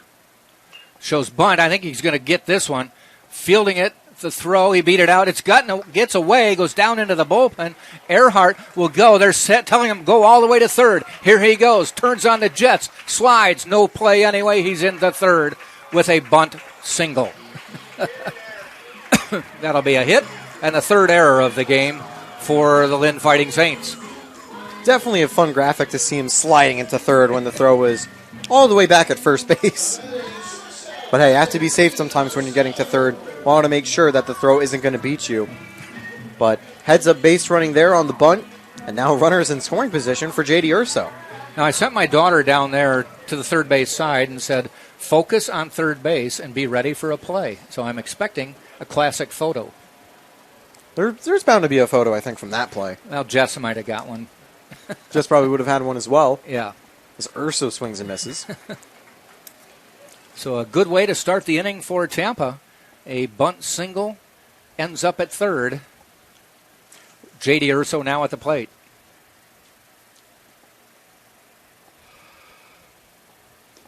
Nice stop by Alcamura. Keeps a runner from scoring.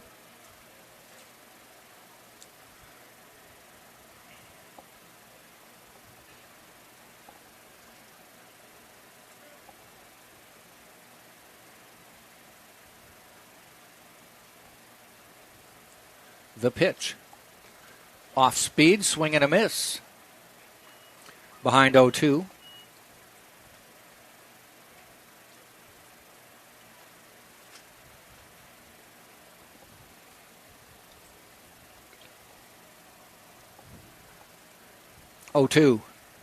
Down the line, but foul.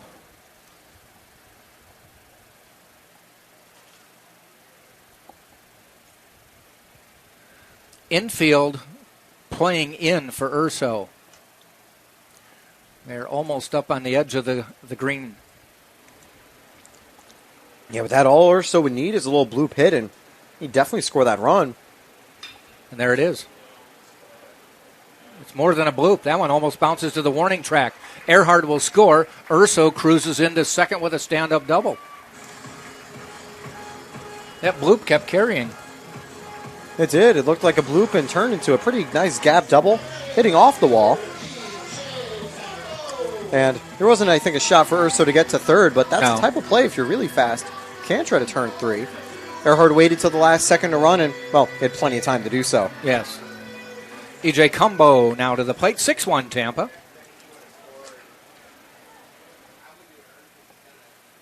3 at-bats, 2 singles so far. Couple RBI. High and outside.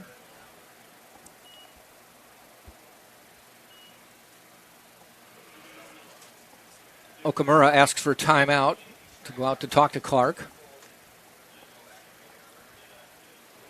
A note for that first play of the inning. The bunt that was the missed throw was actually ruled a hit and then the throwing error afterward. Yes. So it is an earned run for Clark. Okay. Yeah, he had it beat out. There was no doubt about that. But then the throw sailed way wide, ended up down in the Lynn bullpen. It's always interesting because in a spot like that, if the error got him on base from the pitcher, that's still an unearned run because it's an error. Yeah. Even if it's from the pitcher, which is a weird rule. It benefits the pitcher. You don't want to get an earned run, we'll just make an error to get a runner aboard. So Cumbo back in the batter's box. 1 ball, no strikes.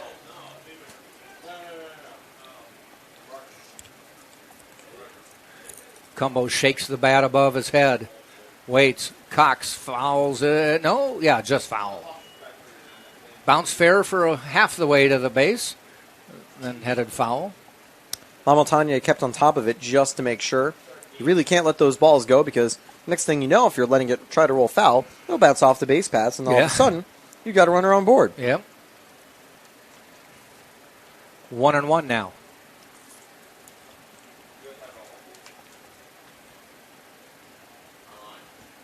Inside, good stop. A few pitches have gone wide and outside, but Okamura has been there to make sure none have gone all the way back to the backstop. Yeah, he's played goalie on a few of these. The one time I think a ball did was when it wasn't a two-strike count, and the bases were empty, so there was no opportunity for a runner to advance. He's done a great job. Curveball stays outside, 3-1. Tough call there, but I think it was the right one. Just missed. Yep.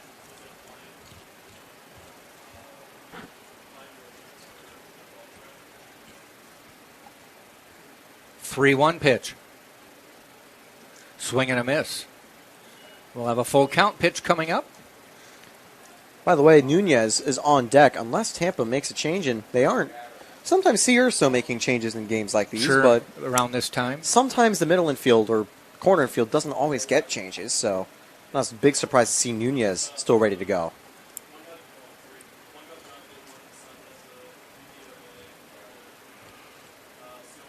Timeout was called as he really gets a hold of that. I think they called timeout at the wall, caught, but I'd swear the base umpire called timeout before the pitch was thrown. I agree. It certainly looked like he did. And they are saying it was called timeout. No pitch. Very unlucky there for Lynn, because even though that was a well-hit ball and just a foot away from clearing the wall, Murray was at the warning track and did make the catch. So as a 3-2 pitch. Oh, now they're telling him to stay on the base, but Urso goes back to second.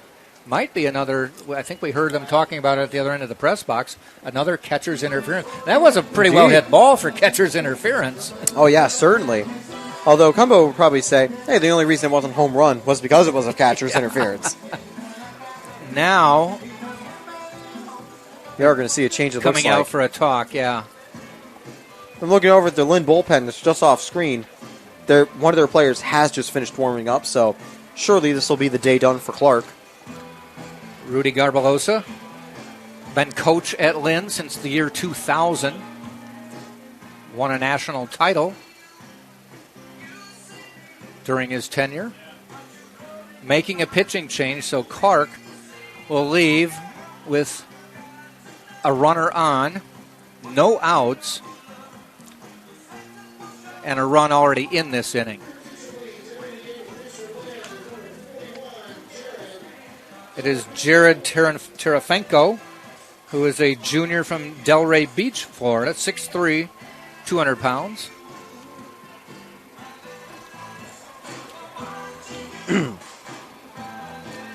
Oh, apologies. 13. I keep getting you in mid-bite. Yeah, almost. You're trying to get popcorn. Because you had some McDonald's earlier in the game. I brought some popcorn just recently from the 7th inning. I have not had dinner yet. I might have to grab something after the game. But, yeah, Terafenko, 13 appearances, 1 game started, a 4.15 ERA, 41 strikeouts, just 21 walks. Not the best K-to-walk ratio, but 41 strikeouts and 34 2/3 is a good ratio to have. Yeah. It shows that he has an above 9 through K for 9. So definitely something to watch out for Spartan hitters.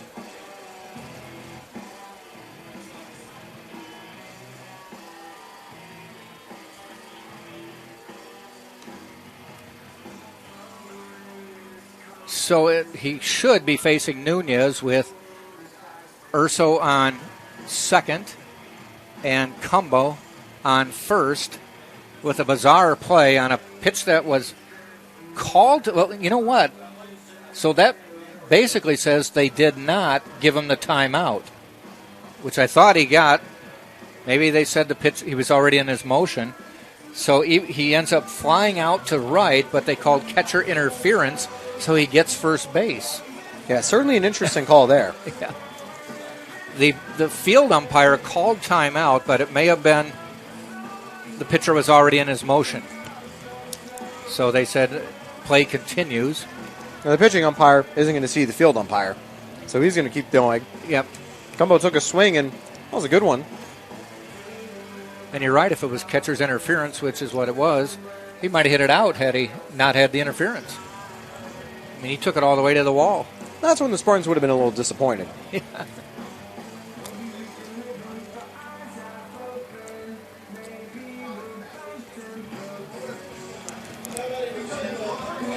Now, does that go down as an official at bat, or is it considered like an error or a walk? I think it'll probably be considered like a walk. So it's not an official at bat like an E would be. That's what I think.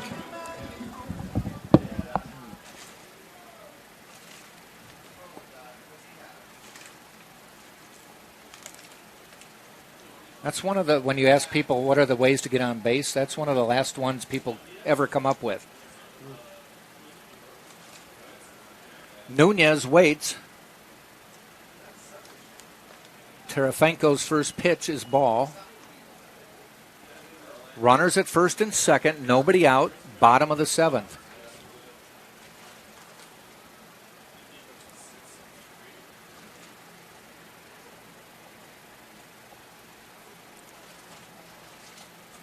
Terefenko to Nunez. Ball. Low inside. 2-0.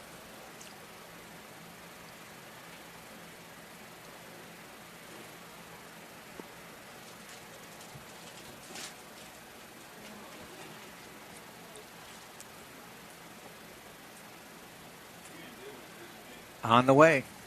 Fouled off.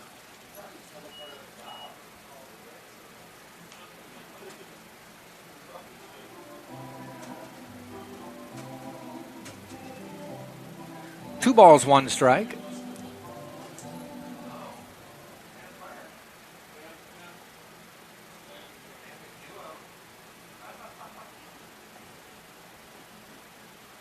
Nunez fouls that one off, 2-2.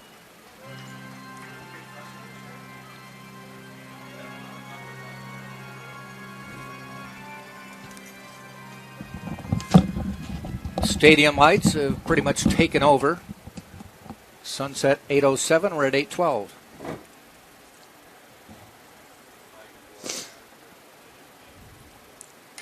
And does he boop that one down? It's going to get down. That'll bring in a run. Maybe more. One run in. That goes all the way down to the corner at the 3:21 mark. Runners will be at second and third. Nunez with a stand-up double. Urso scores. Cumbo to third. And Nunez with the double. 7-1 Tampa.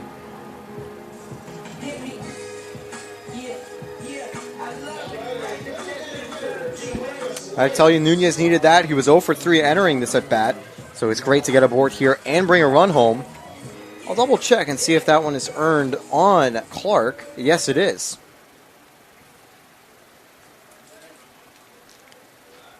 Jamarcus Lyons now to the plate. Double and a couple ground outs.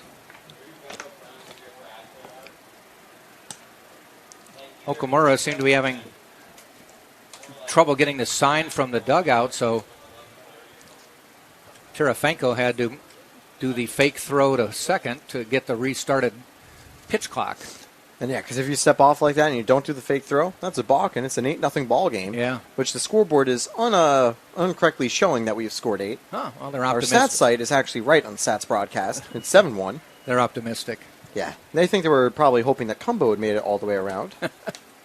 But they might have to wait for this at-bat to actually add that run. I say he does. Still nobody out. Now Okamura and Terefenko just don't seem to be on the same page at the moment. One thing you don't want to do is throw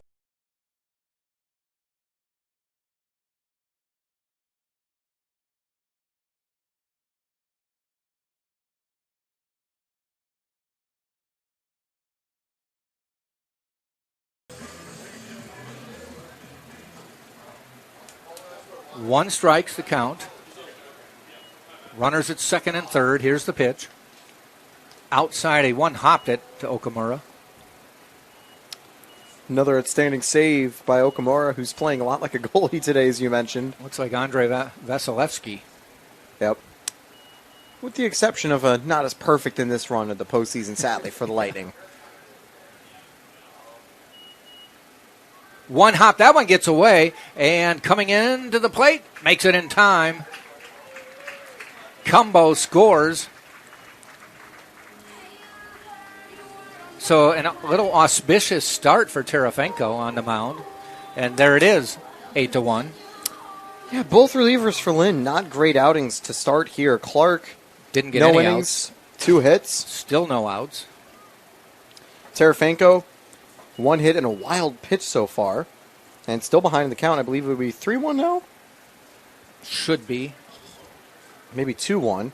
Either way, this is going to be another ball. And yeah. Well, it was actually 2-1 because otherwise Lions would have been strolling over to first. He's bounced a couple off the dirt on the way in.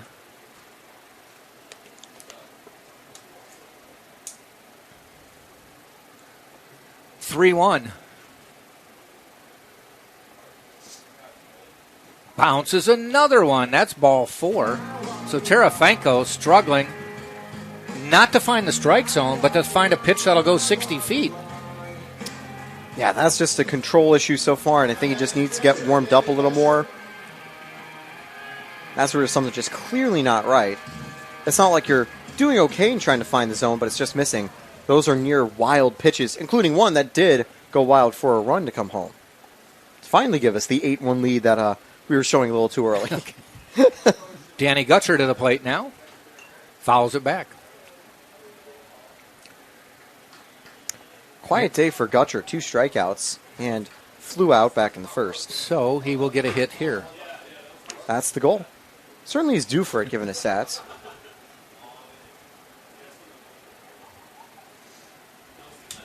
Strike 1 pitch. Ball low.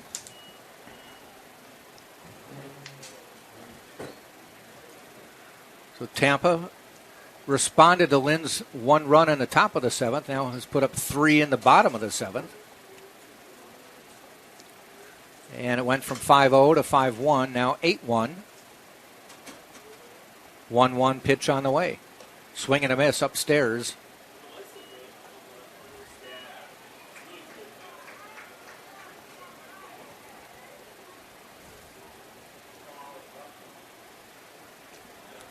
One ball, 2 strikes. On deck, Saladino.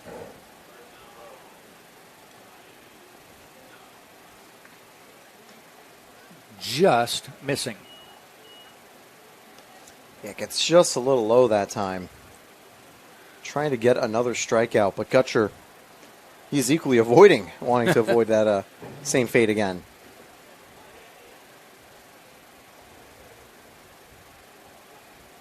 Runners at the corners. Here's the 2-2. Swing and a miss. He goes down for the 3rd consecutive strikeout. Very atypical for Danny Gutcher. Out of the 4 strikeouts the Spartans have had today, 3 have come from Gutcher. The Eckert transfer has done really good to start a season, but yeah, just not a great night tonight. But it happens to the best of us. It's a goofy game. It is. Saladino to the plate now. Error, fly out, and a base hit. And that one's hit to center field. Going back. Paulino near the track, makes the catch, tagging at third and scoring with no trouble is Nunez, and it's 9-1 Tampa.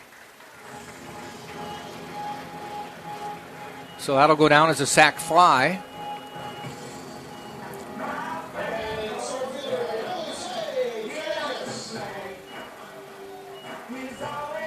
I always find it interesting. They'll give you a sacrifice for the shortest hit you can come up with, a sacrifice bunt, and the longest hit you can come up with that is caught, but not like a ground out.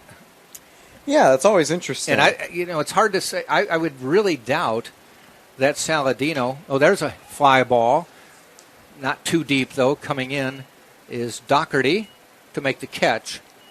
Ends the inning. But my point was, they don't give you a sack if if you go to the second base side and Exactly. bring a run in and get them out at first, they don't deem that sack worthy. That's just an RBI. That's just not a sack. Yeah. That'll still hurt the average. Anyway, the Spartans pick up 4, take a 9-1 lead through 7 on TampaSpartans.tv.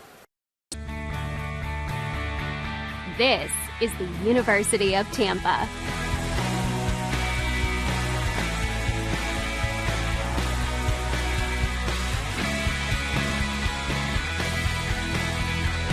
Explore your dreams.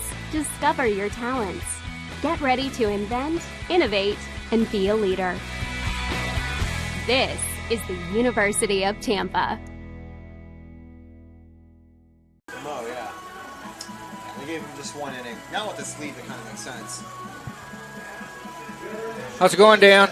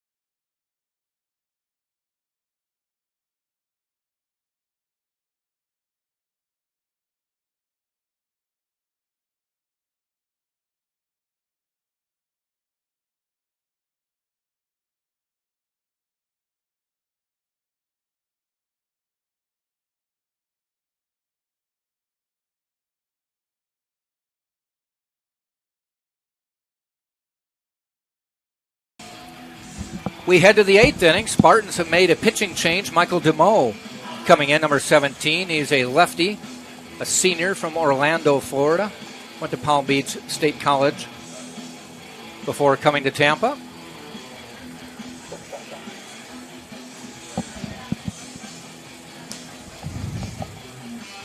And he will take over. Braden Nelson getting one batter. I think with the Spartans' lead is the reason they've pulled him, because they were able to go from a 5-1 lead to a he can bring him 9-1 in lead. tomorrow. Yeah, they might as well just save his arm. He got a quick strikeout, and that's all they need from him for now. Yes. So maybe if it was still 5-1, different story, but it's 9-1. DeMoe, 6 strikeouts to 2 walks, and he's only conceded 2 runs and 7 1/3. Solid start to the season for him. Paulino at the plate, pops it up. Nunez gives chase into foul territory, still hanging with it, but it goes off the netting on the side here.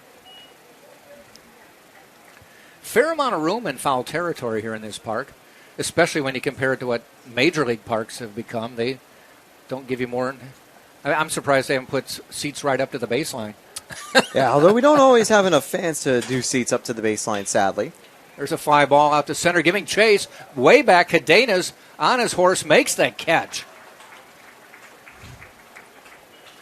He went and got that one. Yeah, Cadenas has the speed to make those plays in the outfield, but it was a well-hit ball there, just not enough distance.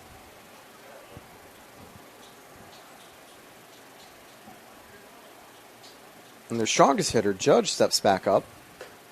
Ball high. Judge has hit the ball 3 times, popped out to second, flew out to center, flew out to center.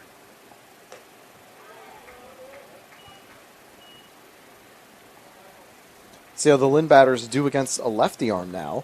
And the big thing is, LaMontagne and Doherty, both lefties, due up. So I wouldn't be surprised DeMoe was brought back out for the 9th inning, too. Yeah. At the very least, just to get the at-bat against Doherty. Then you might see them make a change. Ball high. My guess is that they might go to Serrata after, because they also have Ford, a lefty, that would be due up for the 6, 7, 8 if they're quickly getting them in order.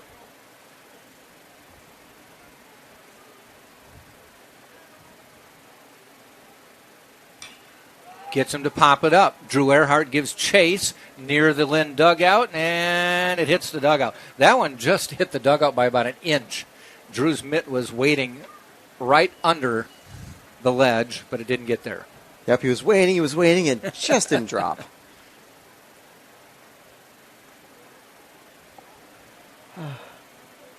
Yeah, always I think a kind of fun time on campus, the last day of school for finals for everyone. Mm-hmm. I've got one final assignment I'm going to look over one more time, and that'll actually be it for my college career, which will be really exciting.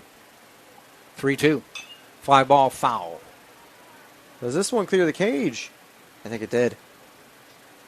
Now, do they have such a thing as you can be exempt from finals? Maybe. I'm not sure if they do for My seniors. daughter's school, Palm Harbor University, part of Pinellas school system. If you've got A's in all your classes and you're a senior, you don't have to take finals. I will say, I think some classes, they allow you to like drop the weakest test score, and if you're satisfied enough, you can miss a final. Okay. Now, I'm in the new media major, so I don't have a lot of actual final exams. Okay. I mainly have projects and stuff for my finals, which is a blessing and also a little bit of a curse, as DeMo gets a clutch strikeout here on the 3-2 count. But yeah, the one exam I did have, which was a World War I class, did not. It wasn't one where you could choose to not have a grade. So I took it. I think it went well, though. Okay.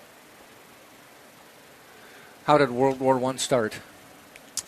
Well, a lot of things, but Ferdinand? obviously, yeah, it was Ferdinand being assassinated. That's the King Ferdinand, right? Yep, Archduke. He was heir to the throne. And was that Yugoslavia?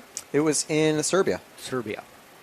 Yugoslavia was actually formed after the war because of it. I was close. I was close. So, I mean, in that region, but not as exact. That means I paid attention, kind of. Exactly. Yeah, no, but it's definitely an interesting class, and yeah, kind of a shame we didn't have a lot of time to pursue a lot of history classes here at Tampa, but it's always cool to learn about the past. Tap foul. This is La Montaña. Yeah, it's been quiet since he had that leadoff, or the first hit of the game for Lynn back in the second. As Paul got the first 4 batters out, and then La Montaña got aboard. Since then, after the double, a couple ground outs. And maybe a third if it's foul. Picked it up on one hop, throws to Drew Earhart. So I wonder how you'd score that. Would that be a 0-3 out? Yeah. Because you'd have to use a 0 for the batter at this stage. 0-3. Can't put like 13 or something because, well, that's going to be for the bullpen players. Fortunately, it was foul.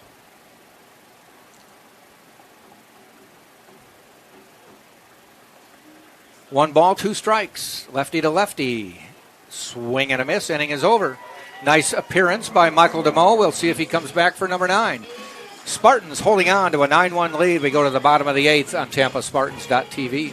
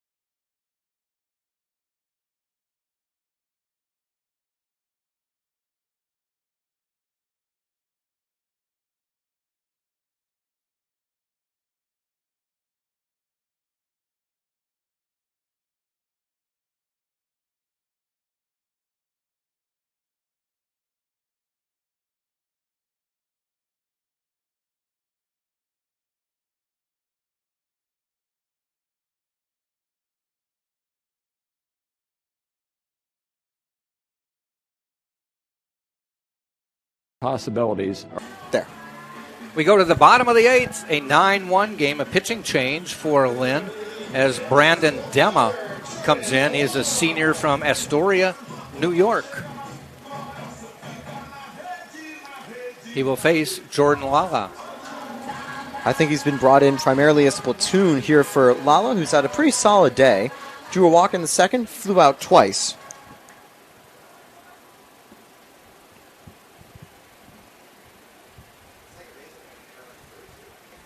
First pitch, called a ball.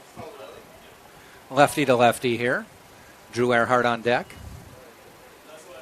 Yeah, Tampa did in the previous inning, and now it's Lynn's turn. Ball low.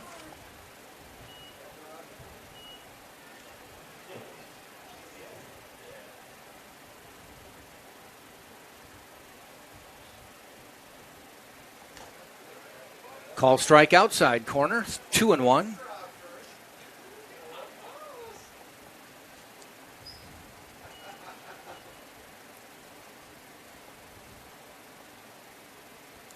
And bloops that one. Does it get down? It does. A base hit. He needed that hit basically to keep his average.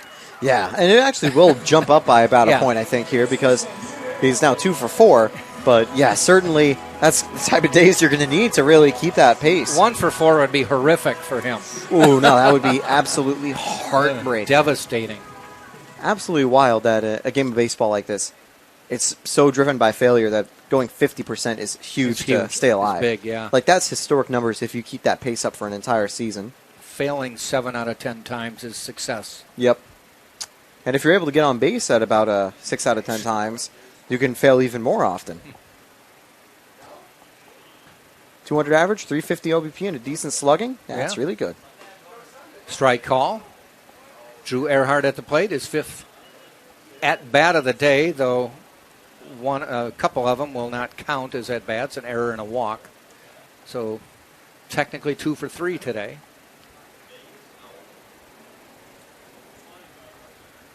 Strike call in the hole 0-2. Kind of eliminates a bunting opportunity, although Tampa up 8, they don't necessarily have to. Going to be interested to see if Lala does test the arm of Okamura another time. Does that fall in the unwritten rule category, though? Up With by the 8 9-1 in the 8th, yeah. Though he may have just hit into a double play. No, I think he beat it out. Yeah, throw did beat out. A little collision, I think, off the slide by Lala. He was going for the bag, so it was just he was running to the bag, and they both got there at the same time. The big thing is that Rodriguez, he's A-okay. Rodriguez got the lead out, but then one hopped it to first base to Judge. So Earhart will get on with a fielder's choice. J.D. Urso to the plate with 1 out. 2 for 4, and despite a fielder's choice, they will all count as at-bats for him. Curveball catches the corner, strike 1.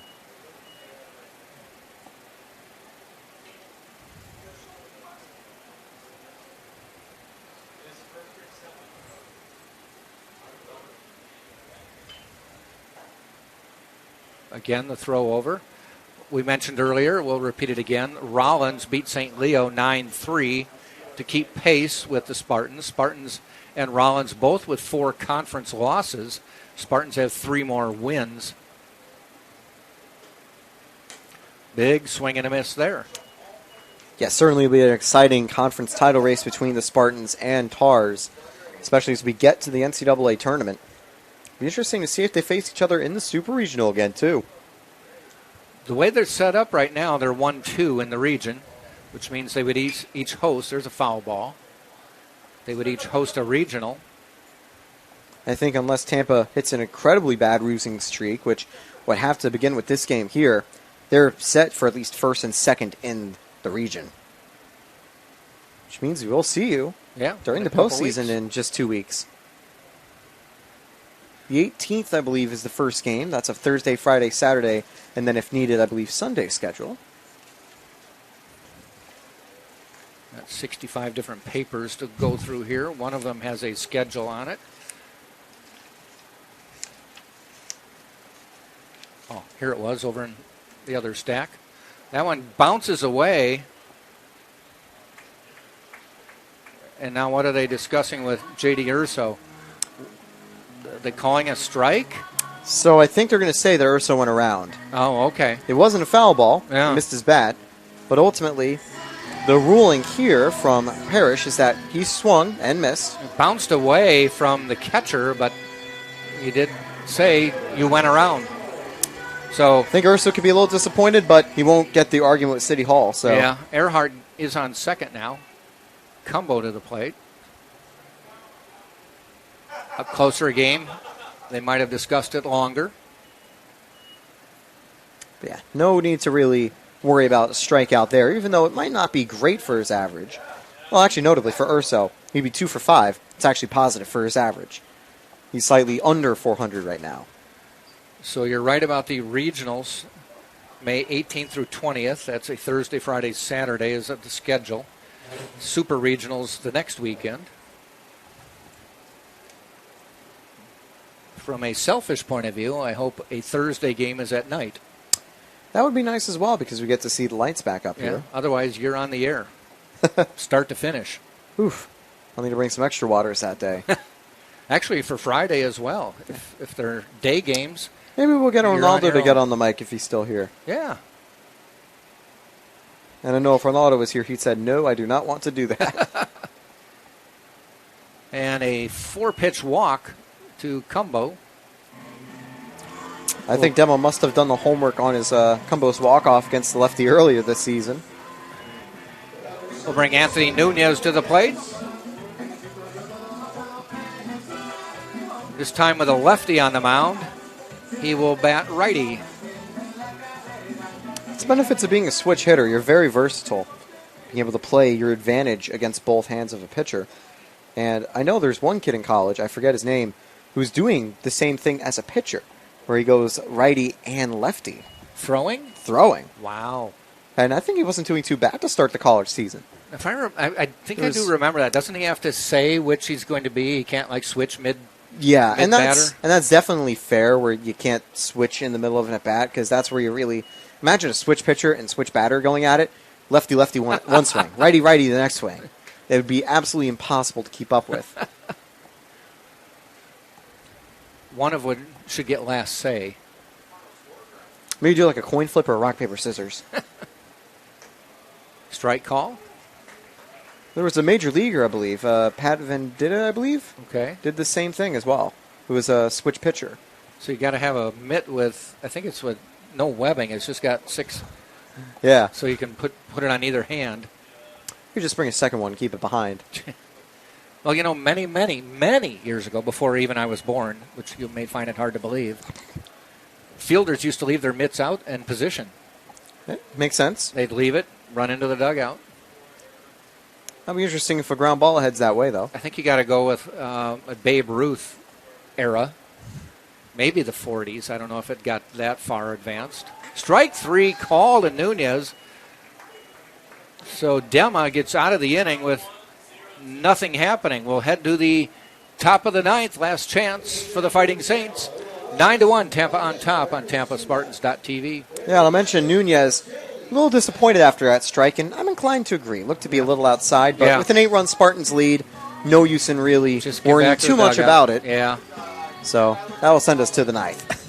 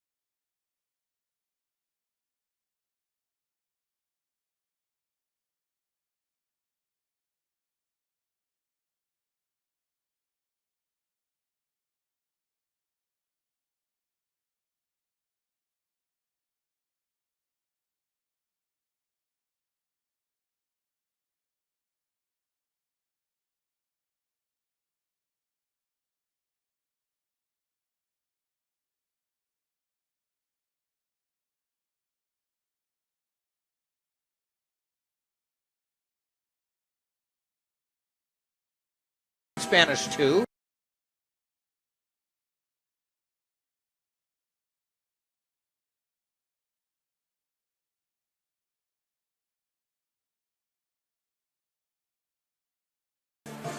This is it for the Lynn Fire.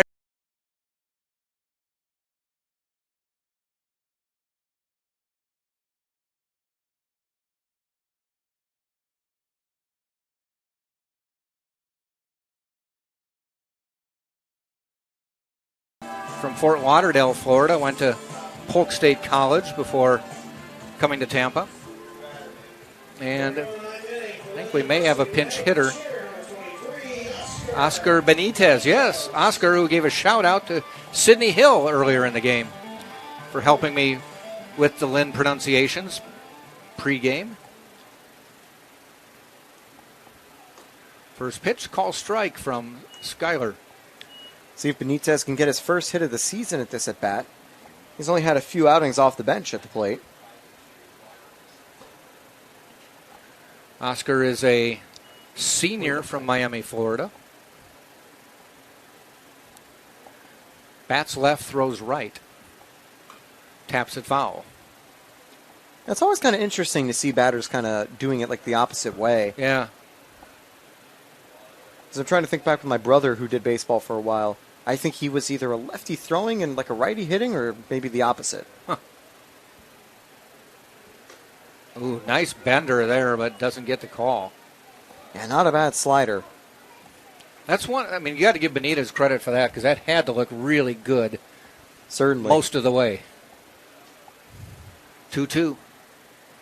Again. Actually, it must have been 3-2. No, actually, it was 2-2. It was 2-2, and Okay. Benitez just got the number wrong. Okay. There have been cases where a runner's gone to first on a 2-2 pitch and nobody caught it. They just gave him the walk. No, Secret Base on YouTube made a video about that. A really fun one where they go over all the times it's happened in Major League Baseball. And it's kind of weird. You wouldn't expect it in a game like this as, here's ball 4. But it usually comes in the middle of a season in a game that's not a lot of importance, and generally when the scoreline isn't something too crazy, Really? like where it's a maybe more like kind of quiet game or one where one team's dominating. So how honestly, does that escape everybody? that's the question. They'll have it maybe on the broadcast, and it's just ignored on the field. And that's the thing.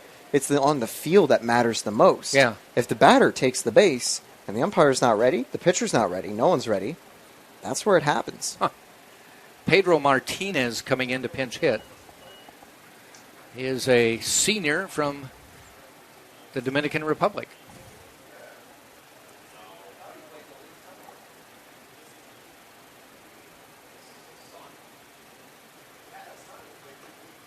Strike call.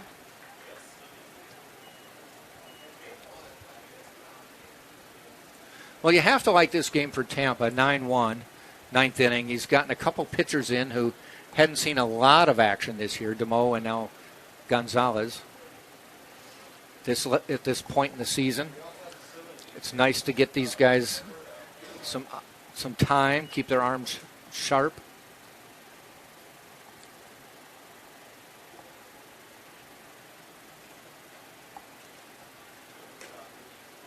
That one misses outside. I was quickly doing a Google with Pedro Martinez stepping to the plate. Yes. Even though he is Pedro Martinez Jr., his father is named Pedro Martinez. Not? It is not the MLB All right. Pedro Martinez, who was one of the greatest pitchers of the 2000s and arguably had two of the best seasons of all time, as this throws wild and Nunez is on top of it. Not sure if Cumbo was throwing it to third. It was a good throw to third. Yeah, not a bad throw, but yeah. Runner was not even thinking of advancing. I think we have another pinch hitter coming up. Rudy Garbelosa clearing his bench here in the ninth. Hayden C. coming up is a sophomore from Houston, Texas.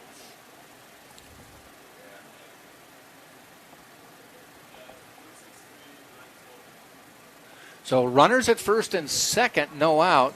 Skyler Gonzalez has got himself a little predicament here. Actually, quick question. What's the number of the player again stepping up here? 40. 40. Hayden C.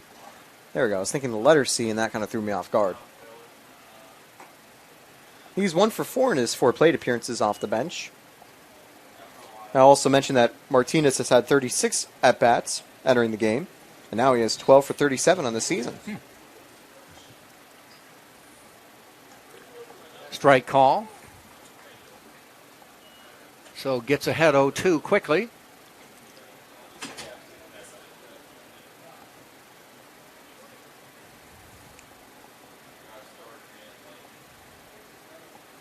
Ball in the dirt, stopped by Gutcher.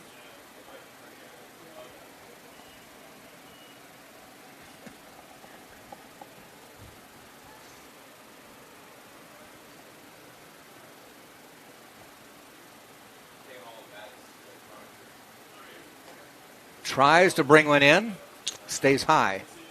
Yeah, that was a close one, but I think maybe just broke a second too late as it came down. Because it landed pretty square down the middle, but yeah, always tough to read those off-speed pitches. 2-2 now. Goes fastball and gets the strikeout. 1 down here in the 9th with 2 on.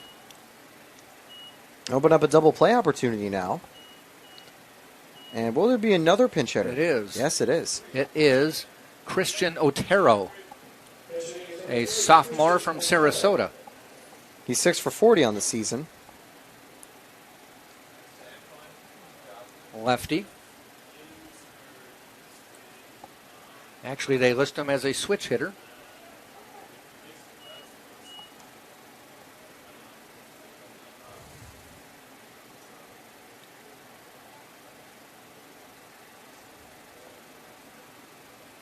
Gonzalez with the sign. Fouled off. He'll be ahead 0-2.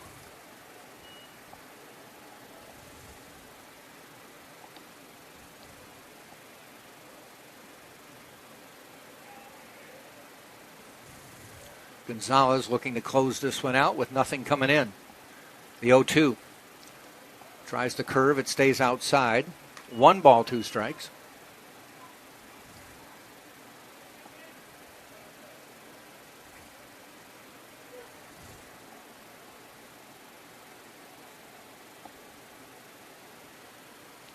Ground ball just foul, first base side. Most likely we'll see Alex Canny on the hill tomorrow to start the 3 o'clock game. Remember, it's a 3 o'clock first pitch for the first game of the doubleheader instead of 1. Yeah, certainly expect him out there. He's been doing really well alongside Paul as a 1-2 combo. Strikeout, 2 down. And does the parade of pinch hitters continue? It does. Number 20, Charlie DeVito, a sophomore from Fort Lauderdale. He's had 3 at-bats as a pinch hitter this season. He's yet to reach base. 2 outs now.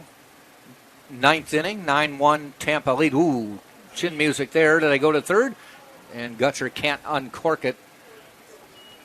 It looked like he was going to throw it, and then he slipped. Yeah, because as well, the runners, they were standing still for a second. They were like, oh, do we go or do we not go? Yeah. If he got the throw off, there might have been a play at third for Benitez. Runners now at second and third. DeVito with runners in scoring position, both of them in scoring position. Inside, he held back 2-0. I think that time he wanted the slider to break inside and catch him maybe a little off guard and looking, but just missed. Up the middle, does it get down? It does. Cadena's going to go to the plate. Up the line a little, 1 run does score.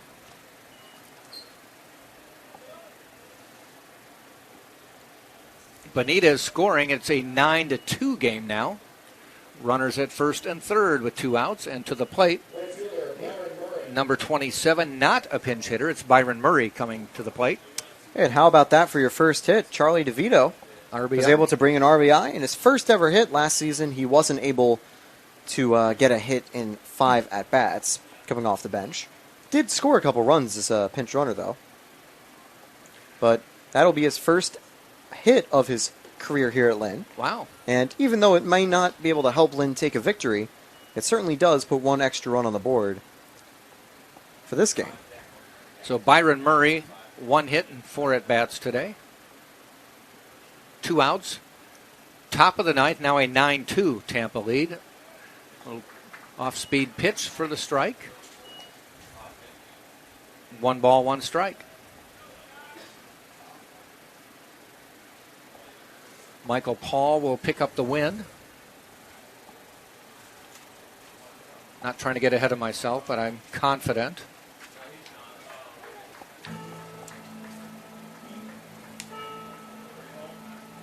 Which will give him a 5-2 record on the year.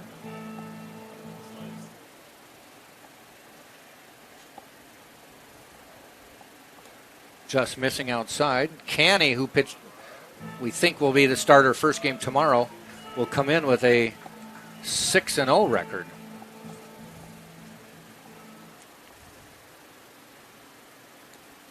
Two-two pitch with 2 outs. Fouls off, stays alive. You could see Gutcher was a little disappointed. He was hoping that was going to be strike 3. Yeah.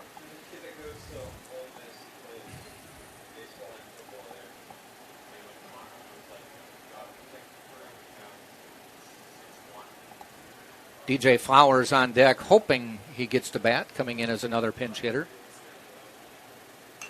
Pops it up. That's going to sail out of play. And we'll stay 2-2. You've heard the Rocky sort of Bell soundtrack for the 3rd straight pitch now.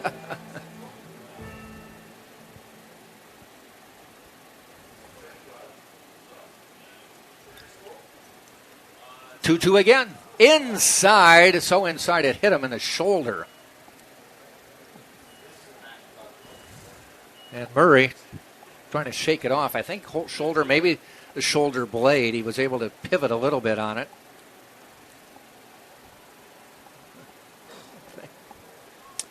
Yeah, it definitely looks like it. And that'll bring up DJ Flowers with the bases loaded. Pinch hitter, Flowers, is a sophomore from Miami.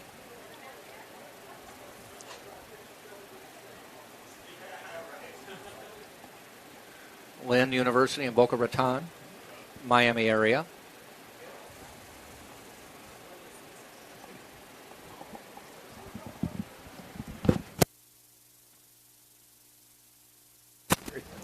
It's going now, I saw it earlier. Joe Urso maybe making a change. I wouldn't blame him at this stage. Yeah. They're going to bring in someone for this final out. Was hoping Gonzalez could shut the door, but has let a run in and has the bases loaded and hit the last batter.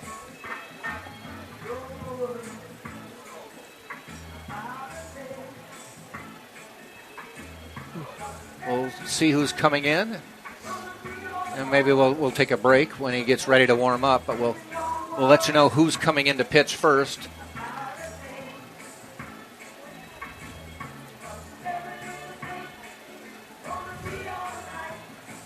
He needs to turn around and look at the scoreboard. Does. 37, okay. That is Ashton Poco. And he is a righty, freshman from St. John's, Florida. Now, I don't believe, have ever called his name in a game. He's had a few appearances, though, but yeah, probably some of them on the road. 2 starts and 7 total. And we'll get you more of his stats right after this as he warms up. College sports. There's light at the end of the tunnel. A return to normal, and all we love about sports. You've instilled resilience, focus, and selflessness in us. We've put those lessons to work. We've found strength and unity in each other.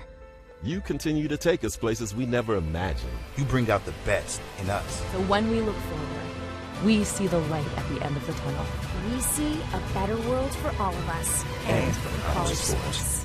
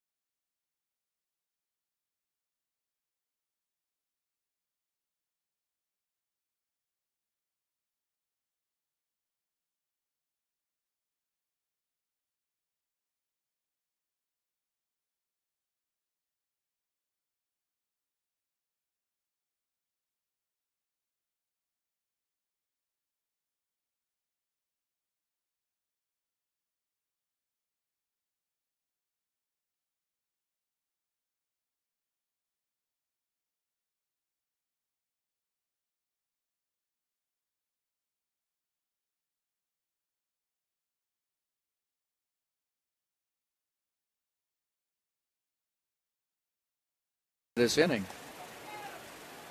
I think Murray's the only one who wasn't. First pitch, call strike, pounds the strike zone immediately.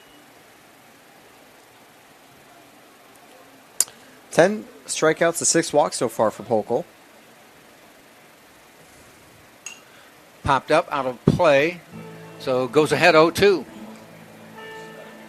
Maybe they should try some different music with the 2 strikes here because hasn't worked each of the previous times. Hasn't worked today. He's ahead 0-2 with 2 outs. And he bloops that one as Cadenas coming in, makes the catch, ball game. Jose Cadenas playing somewhat shallow, still had to hustle his way in, and the Spartans pick up a 9-2 win. The line for today's game, Tampa 9 runs, 12 hits, 1 error. And for Lynn, they go 2 runs, 7 hits, 3 errors on the day. Tampa runs its record at 24-4 in conference play, 35-9 overall. And for Lynn, they are now 7-18 conference play, 16-25-1 non-conference play. We also mentioned Rollins won tonight. They are 21-4, Tampa 24-4. So that's the race for first place in conference play. Same amount of losses, but Tampa with 3 more wins and 2 more games to play tomorrow to end conference play. Michael Paul gets the win to go to 5-2 on the year. So Taylor, you've got a graduation early in the morning tomorrow. I indeed do. And then celebrate a little bit. Exactly, and I'll probably be heading here for the finale of the series. Okay, 3 o'clock tomorrow is first pitch. So we will see you then. Doubleheader tomorrow. Thanks for joining us. You've been watching the game. Tampa wins at 9-2 right here on TampaSpartans.tv.